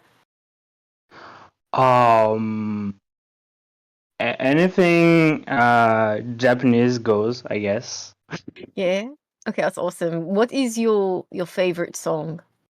At least of the now, because I know for most people it changes like the wind. like currently, what's the name? Paradise Lost. I don't remember the by Sensei. Oh, nice. Okay, so. Ooh, I actually have one if you don't mind. Oh, yeah, shoot. Oh, You either introduce your new partner, in this case Ophelia, to your friends, or you introduce her to your friends, and either they have a negative reaction to her, or worse yet, someone already knew her and did not like her prior to this, and they are not wanting to interact.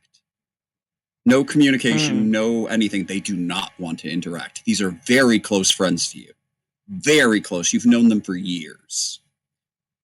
What do you do? Oh,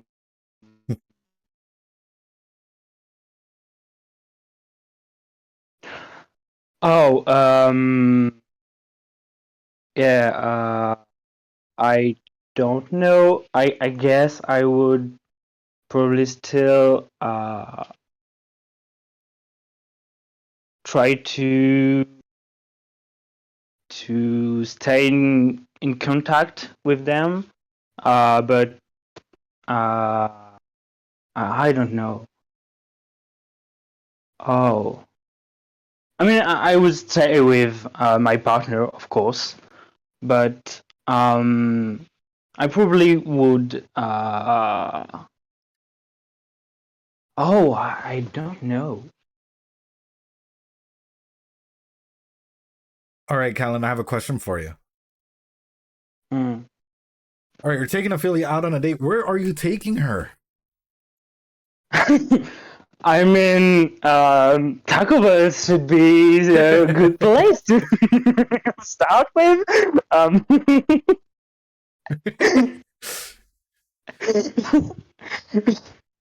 mean, if that's not Ophelia, but someone else, I would probably just,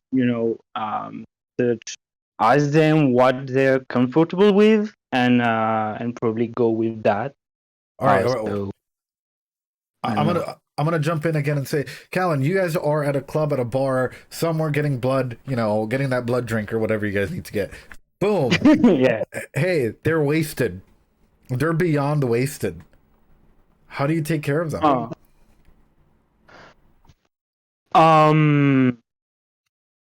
mean, at a bar, right? Yeah.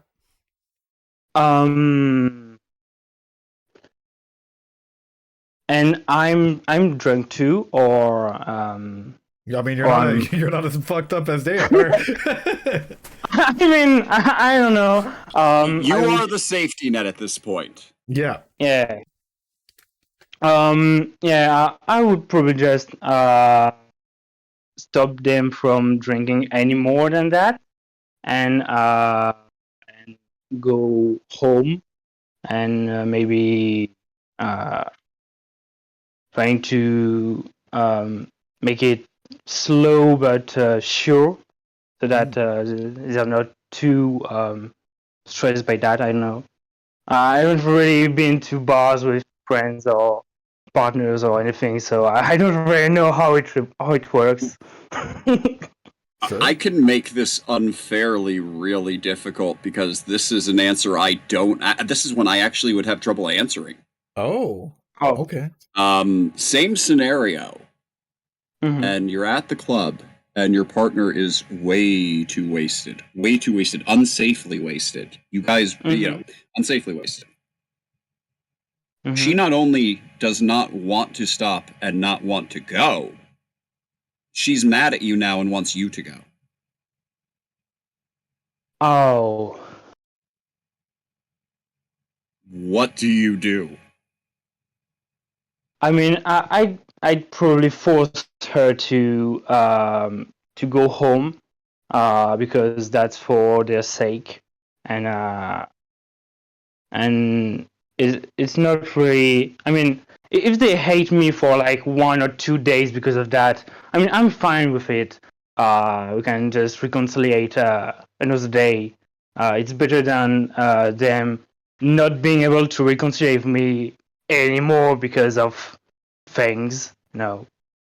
All right, Callan, I have a question for you, an easy question for you. Heneko or Helsing? Oh, Henneko all the way. Oh, it's okay. My taste is not the taste of everyone. I mean, to be fair, I've seen Helsing like a very long time ago, and I don't really remember what happens in it. It's okay. So. Yeah. I'm not going to lie. I showed a bit of it to a friend who is adverse to gore, and yeah, I was like, oh, I thought that you didn't like real gore. I'm sorry, I didn't realize animated counted. I felt so bad.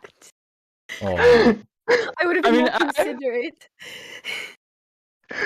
I have to say, I'm so sorry to interrupt. There was a really interesting answer by JP in the chat. I'd give the bartender $100 and make sure they got my significant other a ride. That is interesting. Oh, yeah. See, but now comes the part of how much do you trust that bartender? That was my first thought. Yeah.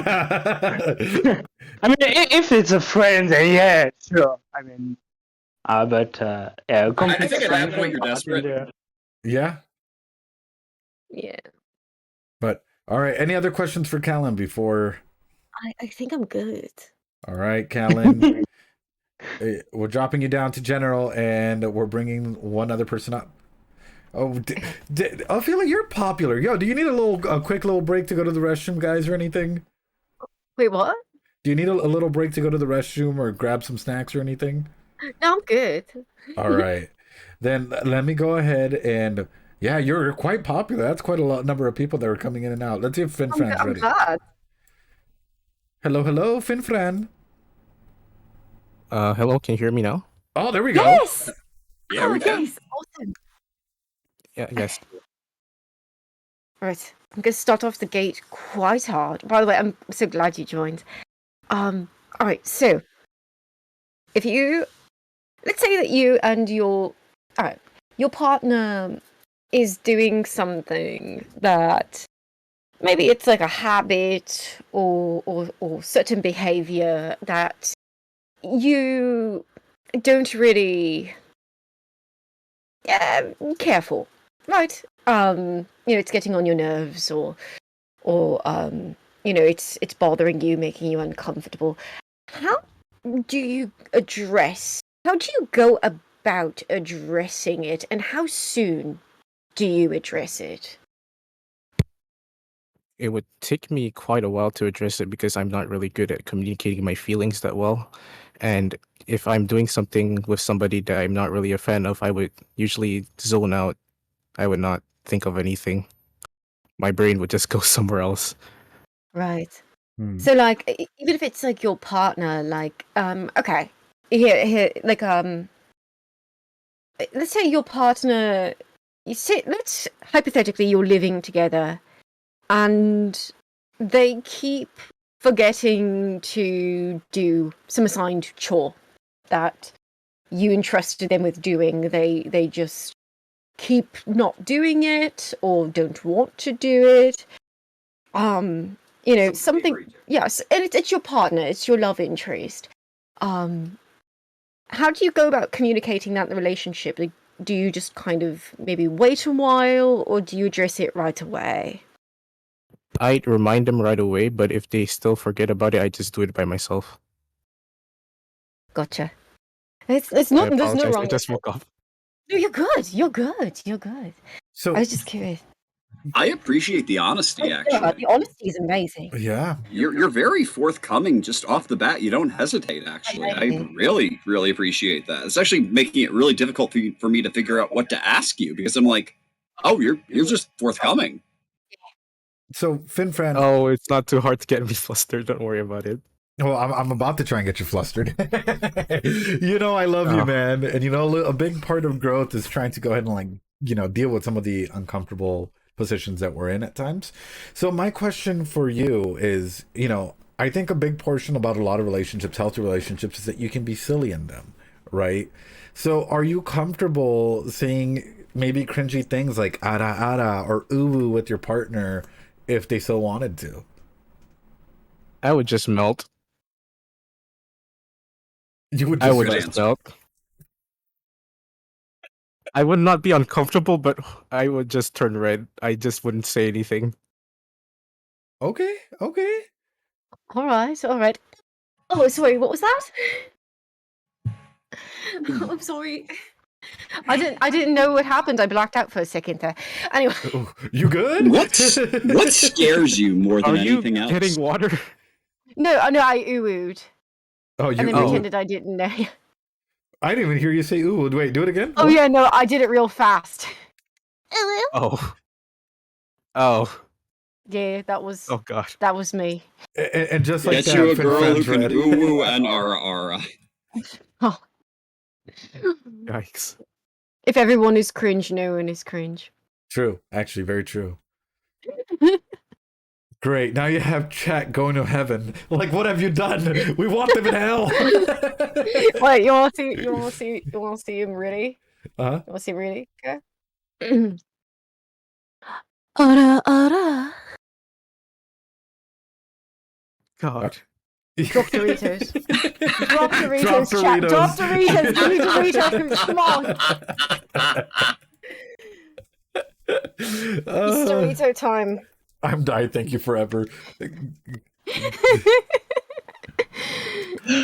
So, what scares you more than anything in the world? Being forgotten. Oh, Ooh. I love that. Well, I don't love that, but that's a good answer. So, Finfran, my follow-up question for you is, how do you deal with loneliness? I live a life where I'm usually not with friends that often, or people for that matter. So, how I deal with loneliness is that I would try to go out of my way to find small connections in the world. For example, I'd see an old lady crossing the road and I try to help her out. I'd see a cat stuck in a tree and I try my best to get them down.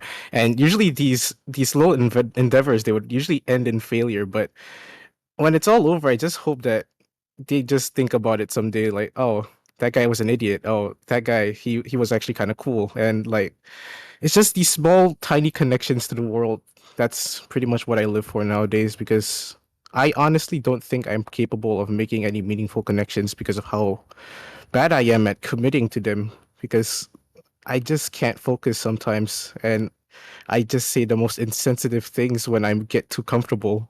Mhm. And I don't know, like, that's just how I cope with loneliness, just feeling like just making tiny connections with the world, whether like it be looking at a tree or talking to a random person or just acting silly or sitting in front of class, just doing something that would make me stand out in one way, that although it would be a fleeting moment, I would be remembered for something, just something. I'm sorry if that was No. No, that was That's a good beautiful. answer. Yeah. So I actually have a question. A lot of people who are artists in one way or another, whether that be drawing or writing or just simply creating something. It's not art in the traditional sense of putting, a drawing on paper. But the act itself of creating. Some people view that as a way of, in essence, living forever because a piece of them will endure and that they will not be forgotten. Since you fear being forgotten, do you have any creative pursuits that you're particularly passionate about? Yes, actually, I've for a while, like the entirety of last year, I was desperate in my video editing. I would spend hours a day, not even hours, almost half a day just video editing, making videos, because I felt like I was in a slump. I was probably depressed. I wasn't. I didn't diagnose myself with. I didn't get diagnosed with depression, but I felt like I was depressed, and I was just trying to find like a way to just, you know.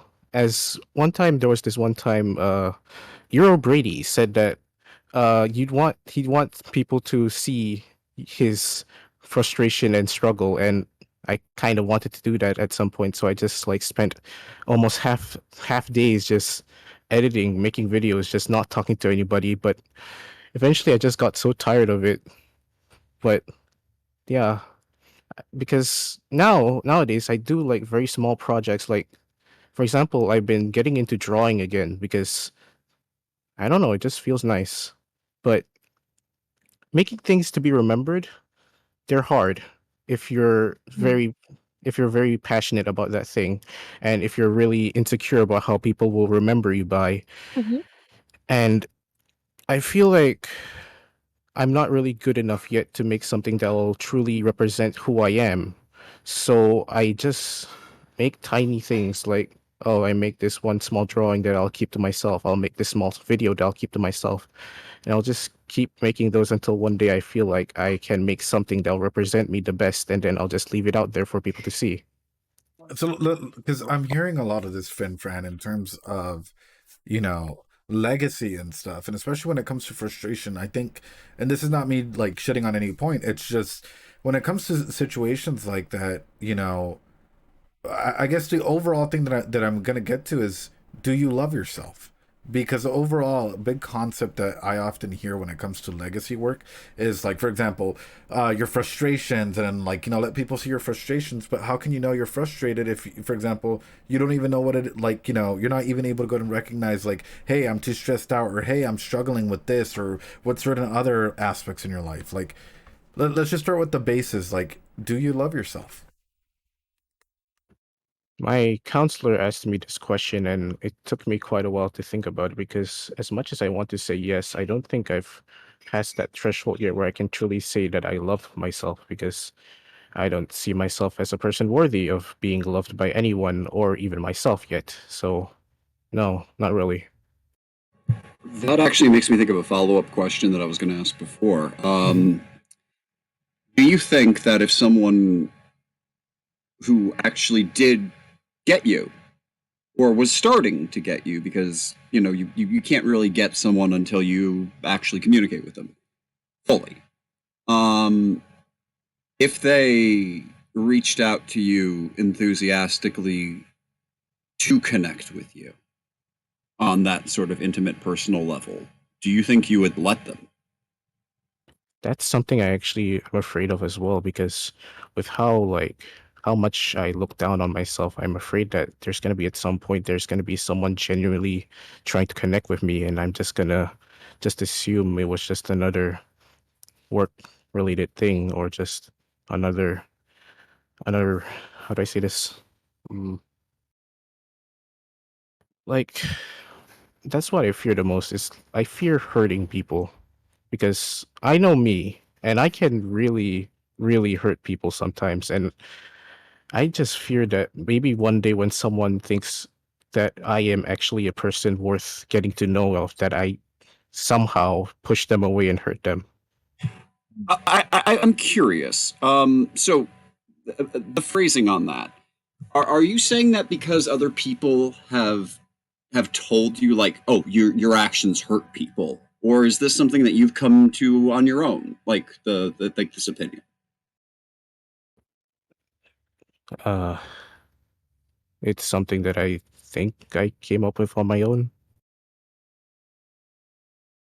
Okay. I kind of want to reel this in a little bit, and I just want to say, you know, um, personally, I've been touched by the things that small creators on the internet who probably thought that no one would ever see their work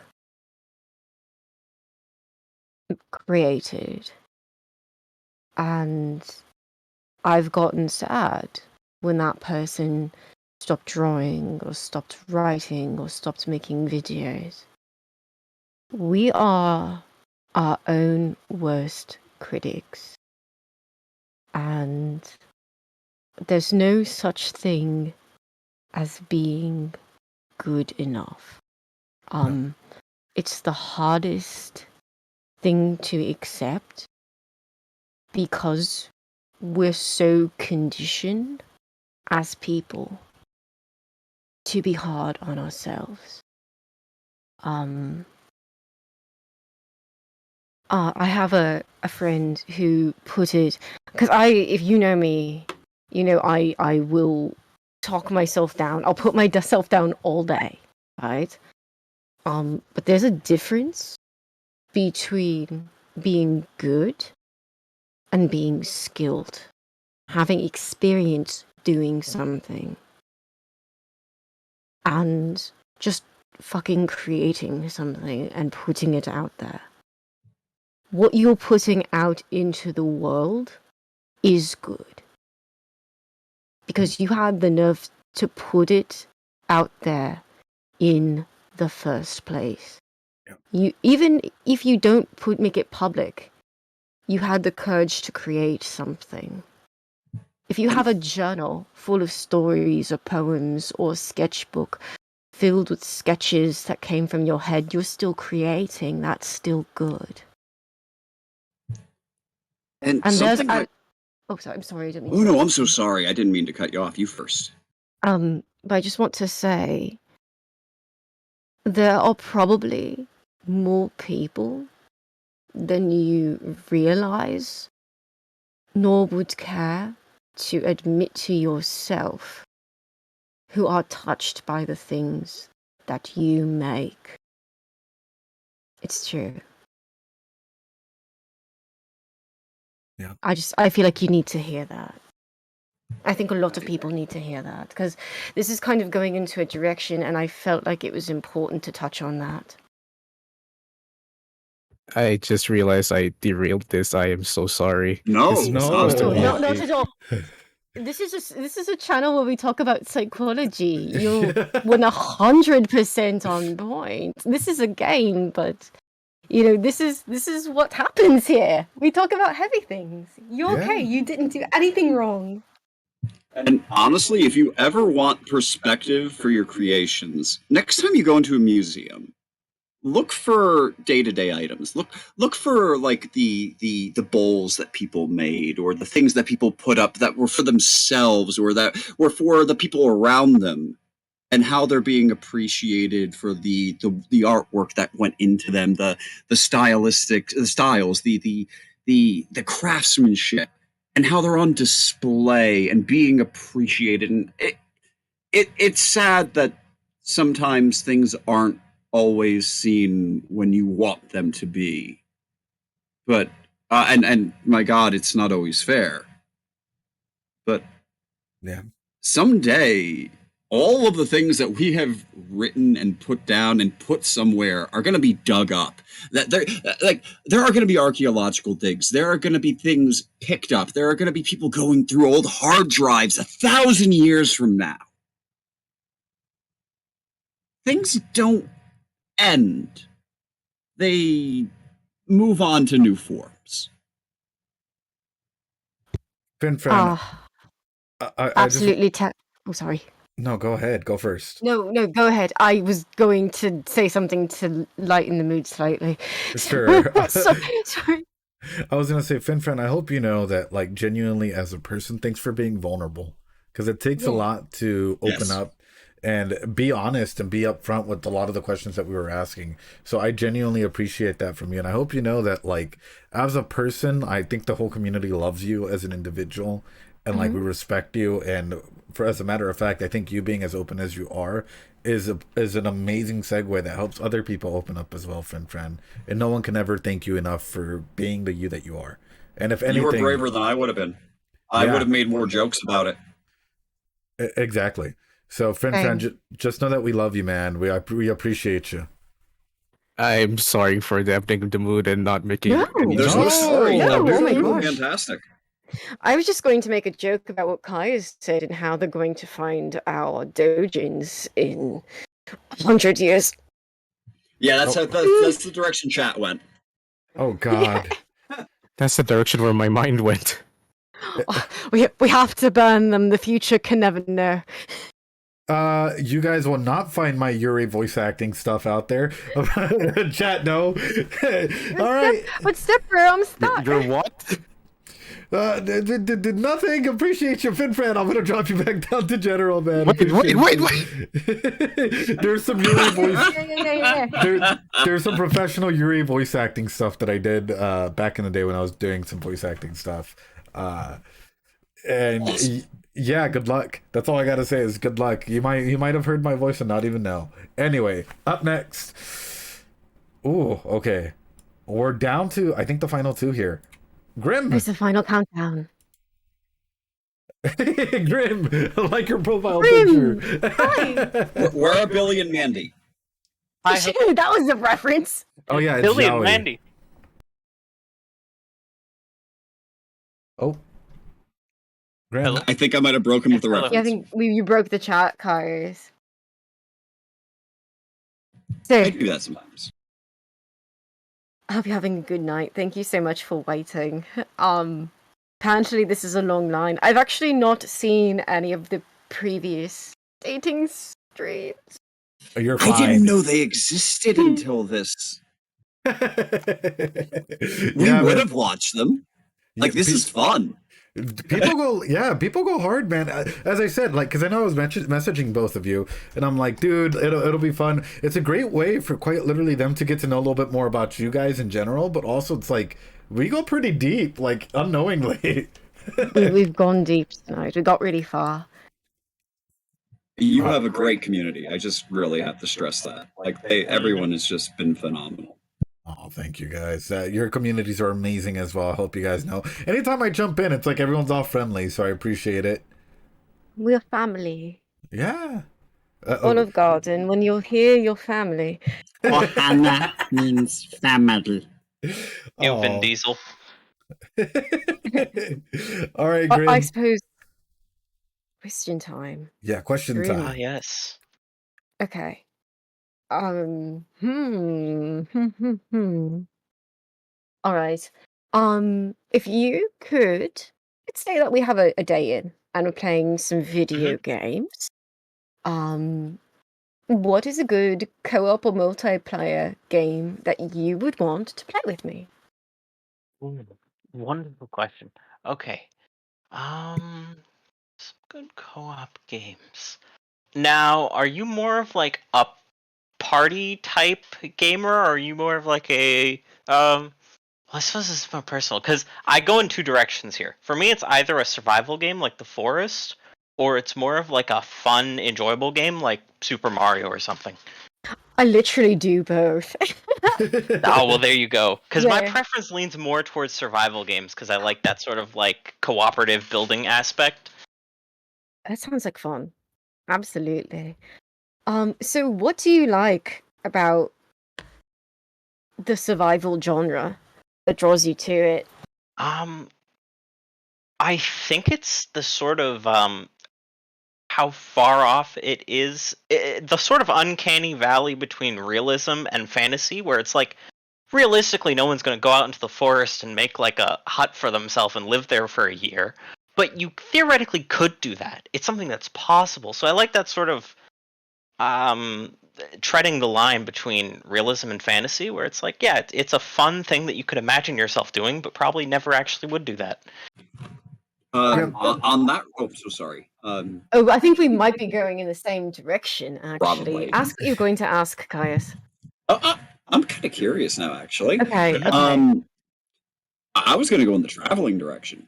I don't know. Traveling? Yeah, I was not going to go traveling. You go first, then. You go first. Okay, so you're talking about fantasy and kind of that escapism, sort of rooted in reality, but that sort of, I guess, experience, right? Mm-hmm. I'm a big fan of tabletop role-playing games. God, I love them. Okay, all right. So, what is your favorite one? That's gonna flavor my question. I'm a bit of a amateur in the genre. I only started D&D fairly recently, a few months ago, so 5e is what I'm familiar with. But I've always wanted to try either the cyberpunk or the Pathfinder, actually, because I found either very interesting. Okay, so Before before I go into my controversial opinion, which is I believe that every system is good for something. It's good for a purpose. Depends on your table, depends on your players, depends on the kind of game you want to run. Goated people saying World of Darkness and Vampire the Masquerade. But D&D. Where I'm going with this, because I had a feeling that you kind of liked this sort of thing. If you could be a Dungeons and Dragons class in real life, including multi-classing, what would it be and why? Ooh. Bard is my first instinct, and then where I get Good into like I'm not sure is in multi-classing, because I feel like I would want to try something else. Like I feel like I would be probably a bard with a bit of wizard, honestly, because I love magic. I love the idea of magic. Always have, always will, probably. Just the idea of like motion your hand, say cursive words, and fire comes out. I've just always loved. And I also really love music, so being able to be a bard where you sort of combine those two things would just be awesome. By the way, if you ever play bards, it's really fun to think of song spells to sing at the table ahead of time. Just a heads up, just jot some stuff down. I love that answer. Actually, that's a really viable multi-class because the spells that bards get and the spells that wizards get are kind of different. Wizards get a lot more access to a lot more spells, so that's just opening up what you can put in your spell slots. All right, Grim, I have a question for you. What's up? Okay, so your partner or Ophelia gets really, really sick, right? And there's only one antidote in the world, and a doctor wants to go ahead and give it to someone else, to one of his patients. You have the opportunity to steal it or do whatever you want. What do you do? First of all, are we talking lethal? Is it a matter of life and death here? It's a matter of life or death, and it has to be the full antidote that they get. Can I add 2 caveats to that? Sure, possibly, feel if free. you don't mind. I would 2 separate answers potentially. 1, if it's an old person, and 2, if it's a child. Like the trolley problem. My first instinct would actually be to consult my partner, because I don't want it to be a sort of thing where it's entirely my decision, despite what I might be inclined to do. I would want to ask them first, because I feel that if I did go out of my way to steal it and then save them with it, essentially, they may have sort of hesitances later on where they feel like they're living on like borrowed time or borrowed life, and I would feel very bad about that if their life was just regretting that someone else deserved to get it. So if I wasn't able to consult them, though, would it be considered murder? That's another valid question. I think personally, and for myself and in general, I think I would consider it murder. And I think if this is like my forever partner, the person I love most in the world, I think I would probably do it. But again, that is if I was unable to consult them first. Because if they didn't support it, I would probably go along with their wishes of not stealing it. Or do you mind if I jump Honest in and answer. Yeah, do you mind if I jump in and ask another one? Yeah, go ahead. Okay. Similar situation, but now, your partner tells you that it's their last day. They're in the hospital. They know that, they're not going to be able to go on. It's their last night, whatever you want to go ahead and call it. They tell you that their insurance is running out, in an hour or so. And they want to make sure that you and your kids and their family is set up for the rest of their life. They tell you to pull the plug. Do you do it? Can you do it? That's right. We're going deep with this one. I'd be interesting. Because I'm someone who's very concerned about the legality of things. I'm very scared of getting in trouble legally for things. I would be, because I would sort of be in line of like, oh, if that's your wish, if that is the way my family would be set up, and everyone I know and love would be able to be set up with this insurance money, I would support it. But I would also have the concern that if I did this, then the legal repercussions I would face might tarnish their goodwill. But if we're saying that I would get no repercussions for this, I would most likely respect their wishes. Okay. Okay. Would you ever be able to stop thinking about the fact that you pulled the trigger?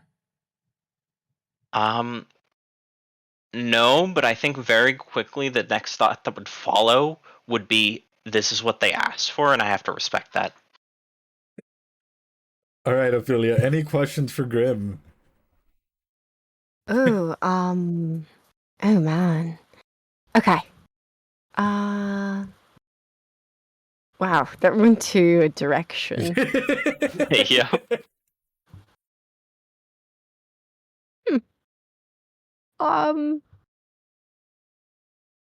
God, if you accidentally murdered me, where would you bury the body? No, this is where the other 12 are. You want to go in the flavor of the questions thus far. No, if you had to pick, one second. Sorry, I thought someone was calling me for a moment. If you had a perfect day, could you describe it for me? Ooh, a perfect day. A perfect day would probably start with the perfect breakfast for me. So I would probably have a bacon, egg, and cheese sandwich, because I love scrambled eggs. But after breakfast, I would definitely go out. It would involve going somewhere. That somewhere would probably somewhere like a national park or a safari, somewhere where I could see a lot of animals just sort of in the wild or just observing them, kind of thing. And then after that, would probably be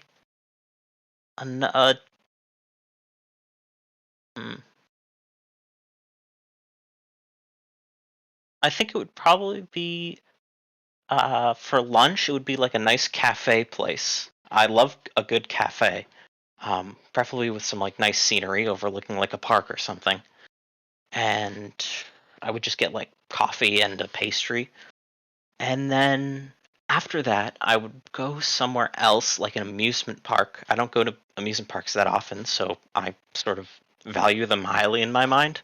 Mm. And so I would go to an amusement park, and then I would end it with a movie at home, because it would probably be an older movie, something nostalgic for me, like How to Train Your Dragon or something.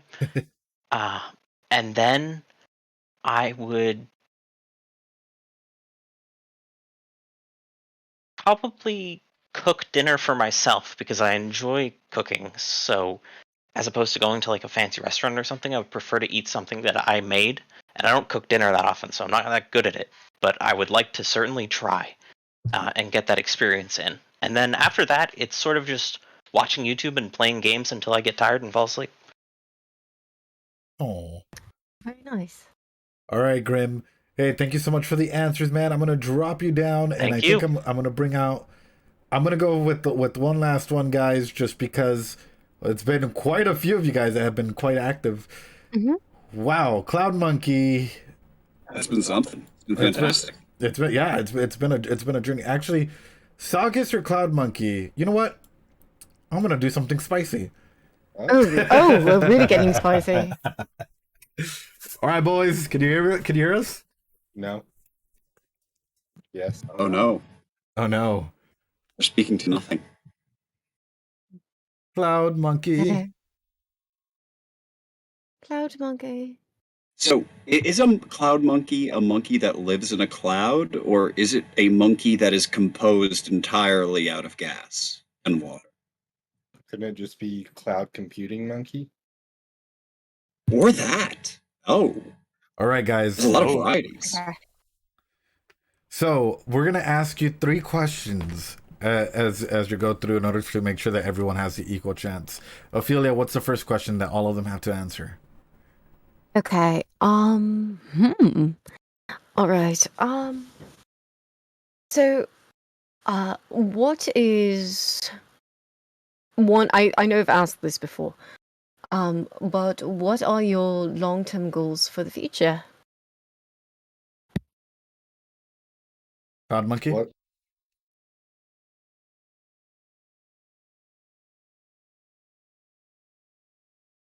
Right, brilliant. Absolutely brilliant. Let's go, Cloud Monkey. I know I'm messing with them. All right, Masha Tank, what about yourself? At the moment, I don't really have plans for the long-term future. I'm more trying to stabilize the short term. Okay. Understandable. Sagas? Long term, probably start investing more to save up for retirement. Cloud Monkey, now that you're back.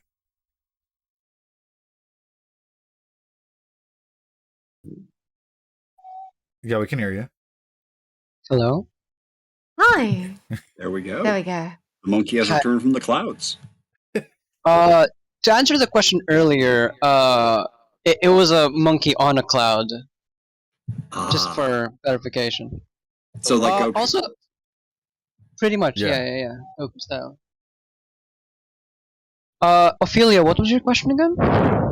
Yeah. Do you have any long-term goals for the future? If so, what are they? Like, what are what are your goals, your dreams? I don't really have anything specific in mind, but 2 goals that come to mind is become a YouTuber. I want to make content on YouTube. But also I want to also just finish college. Like that's an important goal as well. Absolutely. My next question is, what is the first thing that you tend to notice about someone, but not something physical? Ooh.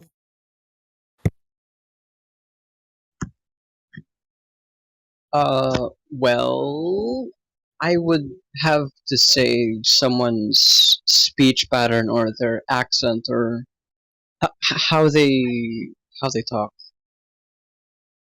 All right, Masha, what Pretty about much. yourself? That's a bit of a vague question. I'm not really sure what to say. Oh, I understand. Like, is there a personality trait that you tend to notice in people? Like something appealing to you? Because I know when you say, "Oh, but you notice as somebody physically, right?" Something like, "Oh, I noticed their eyes first," or "I noticed the smile." But something not physical could be laughter, or like how funny they are, or something like that. Laughter can definitely be noticeable. I do like a laugh that makes me laugh, the contagious kind, that's for sure. But I think what I would maybe try to notice first, or just notice first, is when having a conversation, what type of person I'm talking to, in terms of curiosity and just way of thinking. What are they reasonable, do rational, all of that. Sagas, what about yourself? I'm gonna pair what was said earlier and go with accent. And just to clarify, I studied languages in the past, so it really interests me how where someone's from and like language. There is a theory that language can change your way of thinking as well, and things like that. So, like accent and things like that. I have a question. So, if you were competing with two other people for the same person, what would you do to stand out? Would you? Would you do anything different, or would you be confident enough to just go with what you would normally do? Would feeling competition change your approach at how you would go for a potential partner? I would probably be more uh, eager, make more moves, make uh, try to be better than the competition, or maybe even take notes from them. Oh, Masha? I would probably be a bit more motivated by the competition, but at the end of the day, I mean, if I fake who I am, and then even if I win, in the end, it's kind of hollow, and it's not going to go well anyway. So I wouldn't try to overdo it. That's for sure. Sure. Sagas? I guess it depends on the context of the competition. If we're talking about just going into something blind, then you're sort of just all starting on an even ground at that point. Other than that, like competing in anything else, like a job position or anything like that, I think my just rely on my record to stand by itself and show by example how I am. So I want to see an opportunity, and this is like my little thing for you guys to be silly or goofy, right? So, for example, I don't mind starting it off. I want to hear an "ara ara" from all three of you. Let's go, Cloud Monkey. Oh my gosh. Okay. Ara ara. Masha, think. Ara. Sagas. That was bad. Ara ara. Oh, let's go Doritos! Come on, that was Caius. great. Caius, come on. Oh, all right, sure. Ada ada. Hey, there we go. Ophelia, you want to give us an "ara ara"? All right, all right. Ara. And there we go. All right, Ophelia, this is gonna be a tough choice because I'm about to bring everyone in. All right, bring him in. Bring him in. Bring him in. You ready? Mm-hmm. All right. Guys, please mute yourself as you come in, otherwise I'm going to server mute you. All right. Before she makes her choice, Ophelia, you can only pick two people to advance to the next round. Okay. But I will say this, before Ophelia makes her choice, we're going to go around. We'll start off with Grim, since you're at the top right corner right now. For you, who gave the weakest answers? Who do you think would not be a suitable mate for our lovely Ophelia?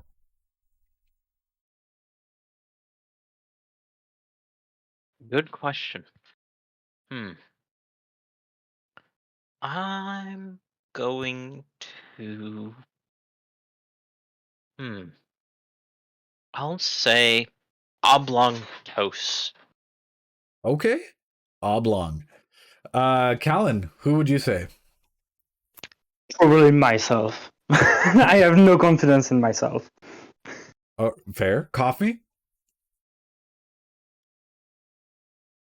Mr. I Coffee? would say Masha. You would say who? I'd say Masha Tank. I've heard the least from Okay. him. So JP Stall? I would bow out. I wouldn't want to say anyone's not fit for Ophelia. I'd rather bow out. Okay, fair. Neko? wait, that was an option. No. I know, right? Saying no's an option? Fine, let me back out. JP, you gotta pick one. Okay.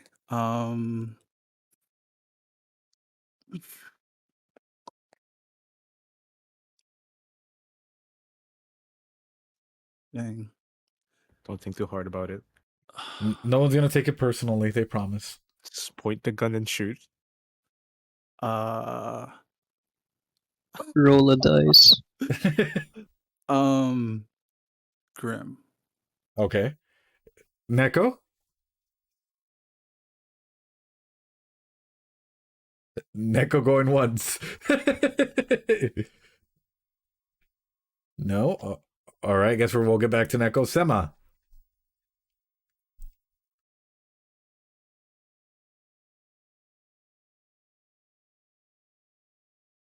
Hope it's not me. Sema? No, I don't hear it either. Okay, cool. Then I'm gonna go and keep skipping until we get one. Suka. Is this some kind of advanced tech? Let's see. I would also have to go with Matcha Tank. Okay. Sagas.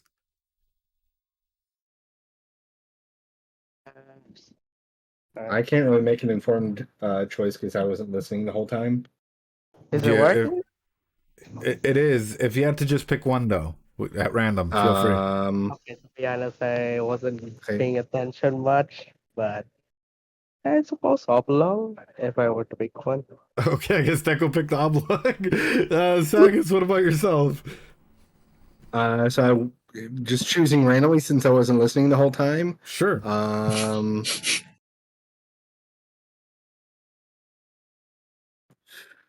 Fran. All right, oblong.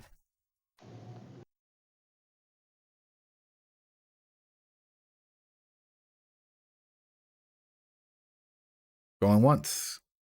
Going twice. All right, I guess we'll move on. Wash the dishes right now. Right? Sema, try it again. Let's see if we can hear you. You heard? Oh, yeah, Hello? we can hear you. All right, so who would you say was weakest here? I hate to put simps against each other, but since we have to, Callan, I think there was that question about like housing versus someone else, and I think you picked the one that Ophelia didn't like. Simply Like on the honesty. It's like I mean, fair enough, I guess. Masha Tank. That was a good one, dude. So I got here less than an hour ago, so I haven't heard most of the people. Also, I will say that Claude Monkey, Sagusu, and I got the short end of the stick. It's true.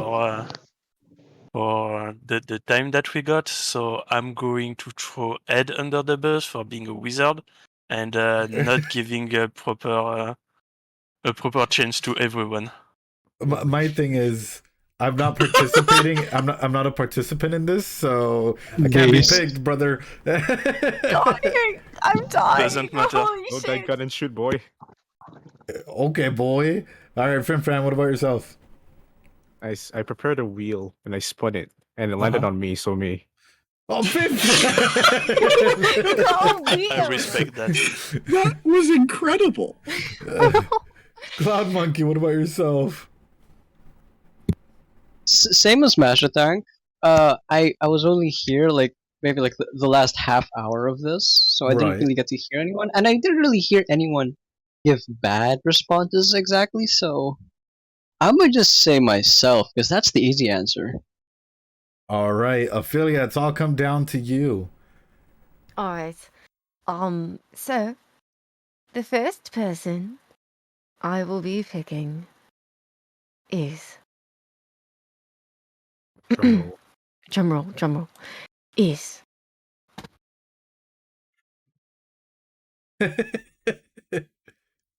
This one long drum roll. it's JP. Congrats! Hey, JP, Okay. going through. The second person I'm going to pick is Fin Fran. Not again! Those were actually what my two suggestions would have been. Yeah. Again? Yeah, I like Fin Fran's honesty and vulnerability. It takes a lot of courage to open up like that, especially in a public place. Yeah. So Fin Fran. I think that Maybe it's not tells even more courage, than... maybe I'm just really stupid. No, that was incredibly great. No, it was great. You know, it says more about you than I think you realize. Yeah. All right, guys. For the The rest of you Riz guys, Master. the Riz Masters, guys. For the rest of you guys, we appreciate you being here. We're gonna drop you guys down to general voice chat, except for JP and FinFran, as you guys I get. appreciate you all. As you guys stay true, you guys played amazingly. You guys did absolutely fantastic. Thanks so much for popping on in, guys. We Thank appreciate you. you. Thank you. Make sure to follow Ophelia's streams and Caius once he makes his debut as well. We'll be bothering them a little bit. Yep. Thank you All right. so much. Dropping. Thank you so much. To be honest, the question I got wasn't horny enough for me. Wait, hold on. You guys were wonderful. Thank you so much for joining in. Thank It was a really hard choice. I was thinking about it for a while. No, it was. That's why I was like, dang, I don't know how you're gonna do it. Legit, I did not know how you were gonna do that one. Yeah, it was difficult. All right. So here's how this last little bit's gonna work. I'm gonna put a timer, a 2-minute timer. Like to the death? Oh yeah, I wish. I'm gonna put a 2-minute timer. Just shoot me in the face right now. Caius and I are gonna mute ourselves. You have 2 minutes to try and convince Ophelia as to why she should pick you, and you know, for the best way for us to put it is, you can do that. You can express a little bit more about yourself, get to know each other, whatever that may be. All right, up first, I'm gonna go ahead and spin a wheel real quick and find out who it lands on. Oh, guys, God. good luck. That's all I gotta say. Good luck. But yes, you have had a lot of fantastic contestants come in today to try and, you know, How did I end up in this position twice? I know, friend. It's the Riz Master, apparently. He's the Ruse Master. Yeah. Unknowingly. That is just factually untrue. Girls don't like boys. Girls want open communication and vulnerability. True. All right, good luck. I'm spinning the wheel right now. Going up first is JP. Oh, thank God. All right, brother. You take this first one. The 2 minutes. I'm going to give you an extra 15 seconds just for that one. Start now. For the rest of us, we're going to go ahead and just mute ourselves. We appreciate it. Have fun. Be safe. Yeah, anyways, it starts now. Feel free. Hi. So I guess the way I see life is a journey. We don't really know what the end point is, but I mean, if I share, you know, my likes and dislikes and my concerns, and you share your likes and dislikes and concerns, and if we find that, you know, we're compatible, it would be good to travel on that journey of life together. I don't know exactly what troubles would be ahead, but as cliche as it sounds, tackling the troubles together is probably one of the most interesting and fun ways to take a path to enjoy life. And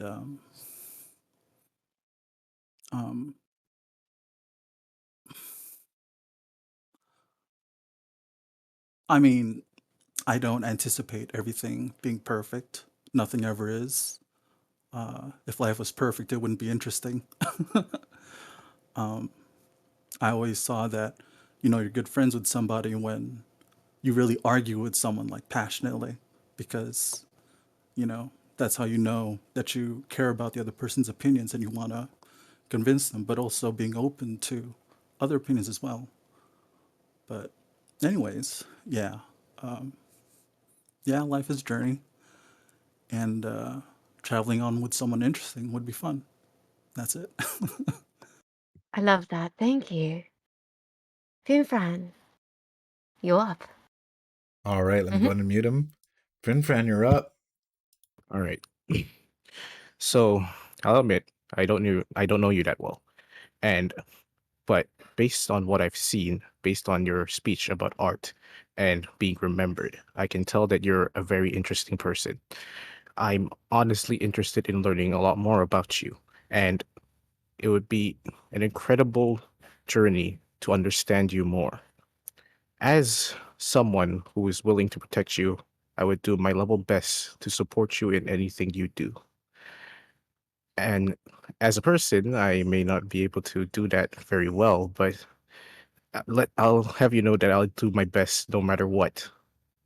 And know that no matter what happens, even if things get rocky, even if things fall apart, I'll still see you as a friend. That's all I gotta say because I'm not very good at this. I am sorry. It's really sweet too. Oh gosh, this is a really hard choice. And if I still have time, it would be very nice to share some memories with you. Oh. Oh, okay. I know why they call you the Riz Master. With the I am honest no risk. Riz. I am no risk master. Chat will argue with you on that. You I got am your smooth. no risk master. Yeah, the Riz Master. Look at the chat. Clap, clap, clap. Friend just too smooth. Wait, friend zone. Oh, that's not what he said. That's really sweet. So he has all the Riz. Yeah. They're gonna encourage you. They're gonna encourage you. Absolutely. Oh, that was really nice. Give me a minute to think. I need to think. All right, 1 yeah. minute. No Take your time. worries. Guys, congratulations on reaching the end of Wow Ophelia Thinks. Caius, it's been one heck of a journey, right? It absolutely has. I actually like. I'm not gonna jump in on any suggestions on this at all, but like, I don't even know what I would suggest, even if I did. So, yeah, I have no idea what route she's gonna go in this direction. Right. And throughout it all, I have to say, like, it's been interesting that all of you have had different approaches as to what you've been open about and not open about. I'm kind of curious what's going on in her head at the moment, how she's gonna pick who she's gonna pick. All right, Ophelia, whenever you have a choice, do you want to say it, or do you want me to go ahead and say who you picked? Okay. 1 second. 1 second. I'm thinking. Okay. Oh, this is hard. Okay. Okay. So. No, don't roll it. It was really sweet.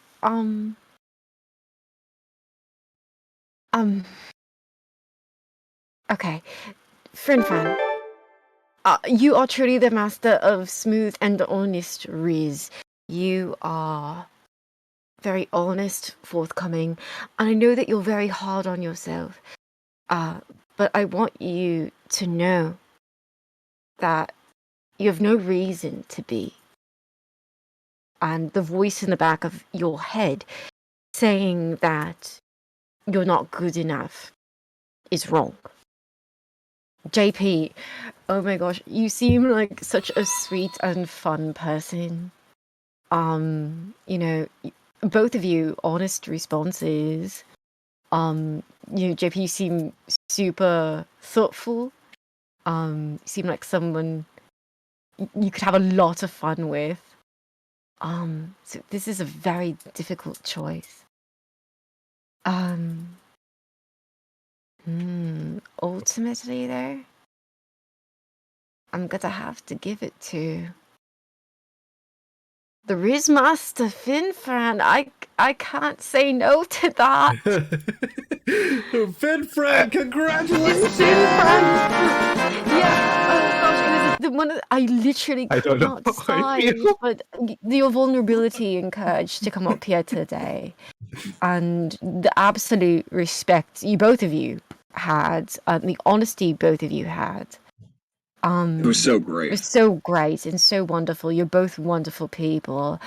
But Finfran, I thought that was very brave of you to open up about the things that you've been struggling with today. So I want you to know that we're all here to support you, man. 100%. Absolutely, man. Thank you. Guys, Yeah. You guys did absolutely amazing. Congratulations, Finfren and JP, for making it as far as you did. Yo, what you guys put on a game and a half. I'll tell you guys that. Finfren, yeah, that must have been such a tough choice, Ophelia. I'm not It even really gonna would have lie. been a tie, honestly, but I had to pick somebody. But I will say, Finfran, JP, thanks so much for participating, man. I'm gonna quickly drop you guys, and you guys did amazing. So keep your heads up high. You guys did absolutely great. Finfran, I'm gonna drop JP real quick. JP, any Thanks for final having me. words? Yeah, thanks for having me. I mean, this is actually my first stream watching, so I really appreciate it. And I like your fantastic. content, Ed. So Oh, thank you, mate. Dude, Appreciate you're it. awesome. Thank you so much for coming on. That's incredible. And honestly, JP, fantastic answers. Like honestly, you were Yeah. very, very thoughtful. Like I said, if I could have declared it a tie, I would have. I Yeah. appreciate it, really. But that's what I'm saying, man. You get first stream and you come in and you get all the way to the finals. Look at you, man. That's awesome. Hell yeah. Hell yeah. It's hard. All right, Finfran, congratulations, guys. Drop some Doritos for Finfran, the winner. Rizmaster Finfran.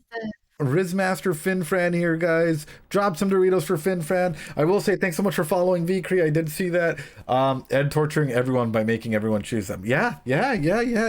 Finfran, how did you expect this outcome? How did this come out to you?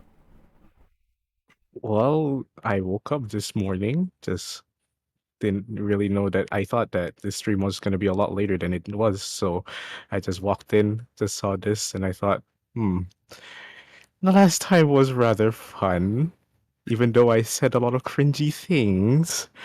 I did not think I would win. Well, you did. You can't cringe the cringeworthy. True. Yeah, we're all cringe, therefore none of us are cringe.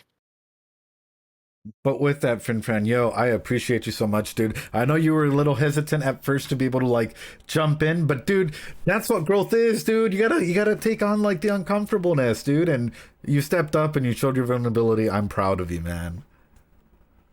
Thank you. And you should feel proud, honestly. Means a lot. Absolutely. Everyone who joined today absolutely should be. It was hard picking 2 people out of all of you, let alone one winner.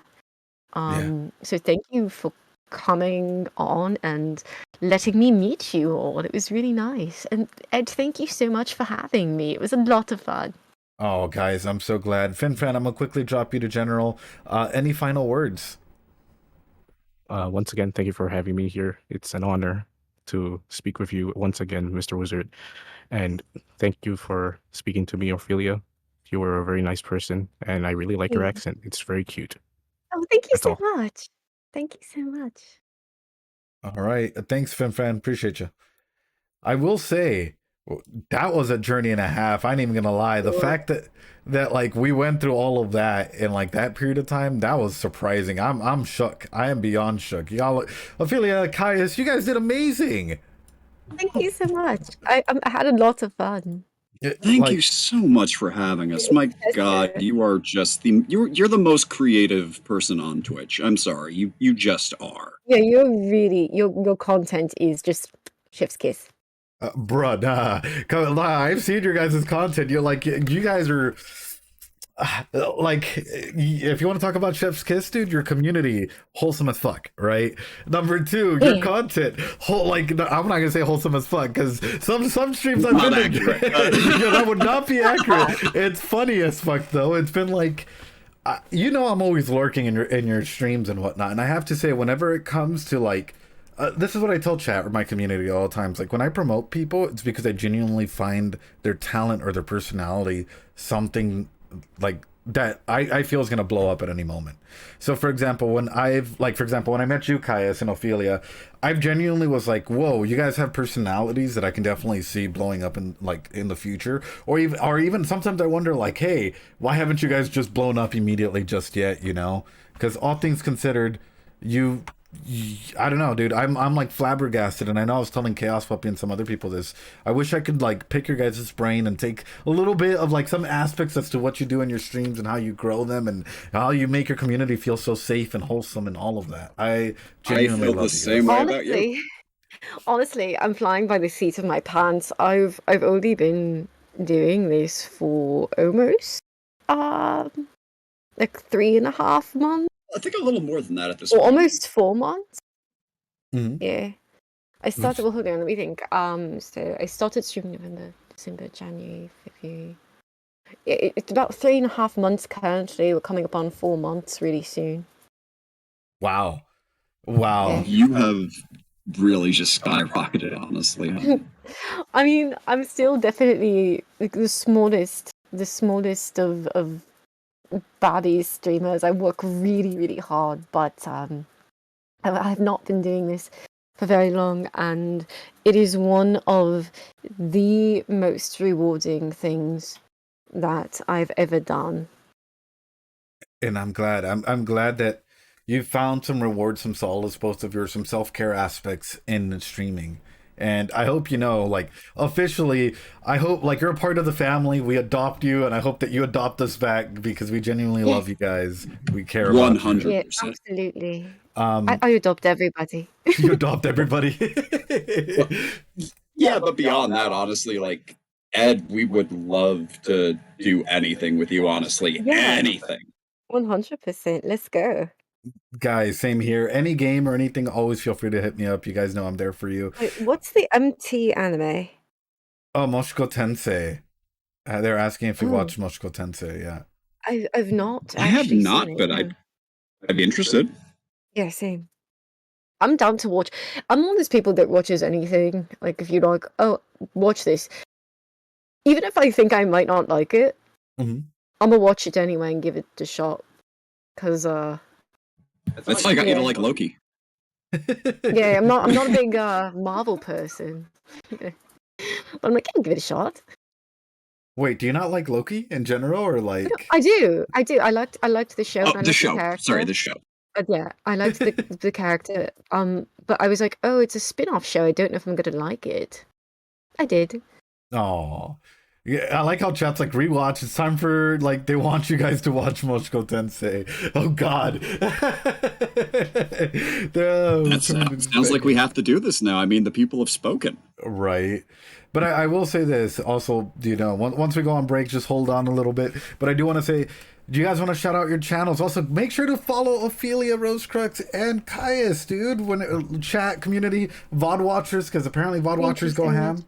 Shout out your channels. What do you guys do? Tell them all about it. Go. Mods, Okay, hi. plug them. Hi, I'm Ophelia Rosecrux. I am a vampire VTuber.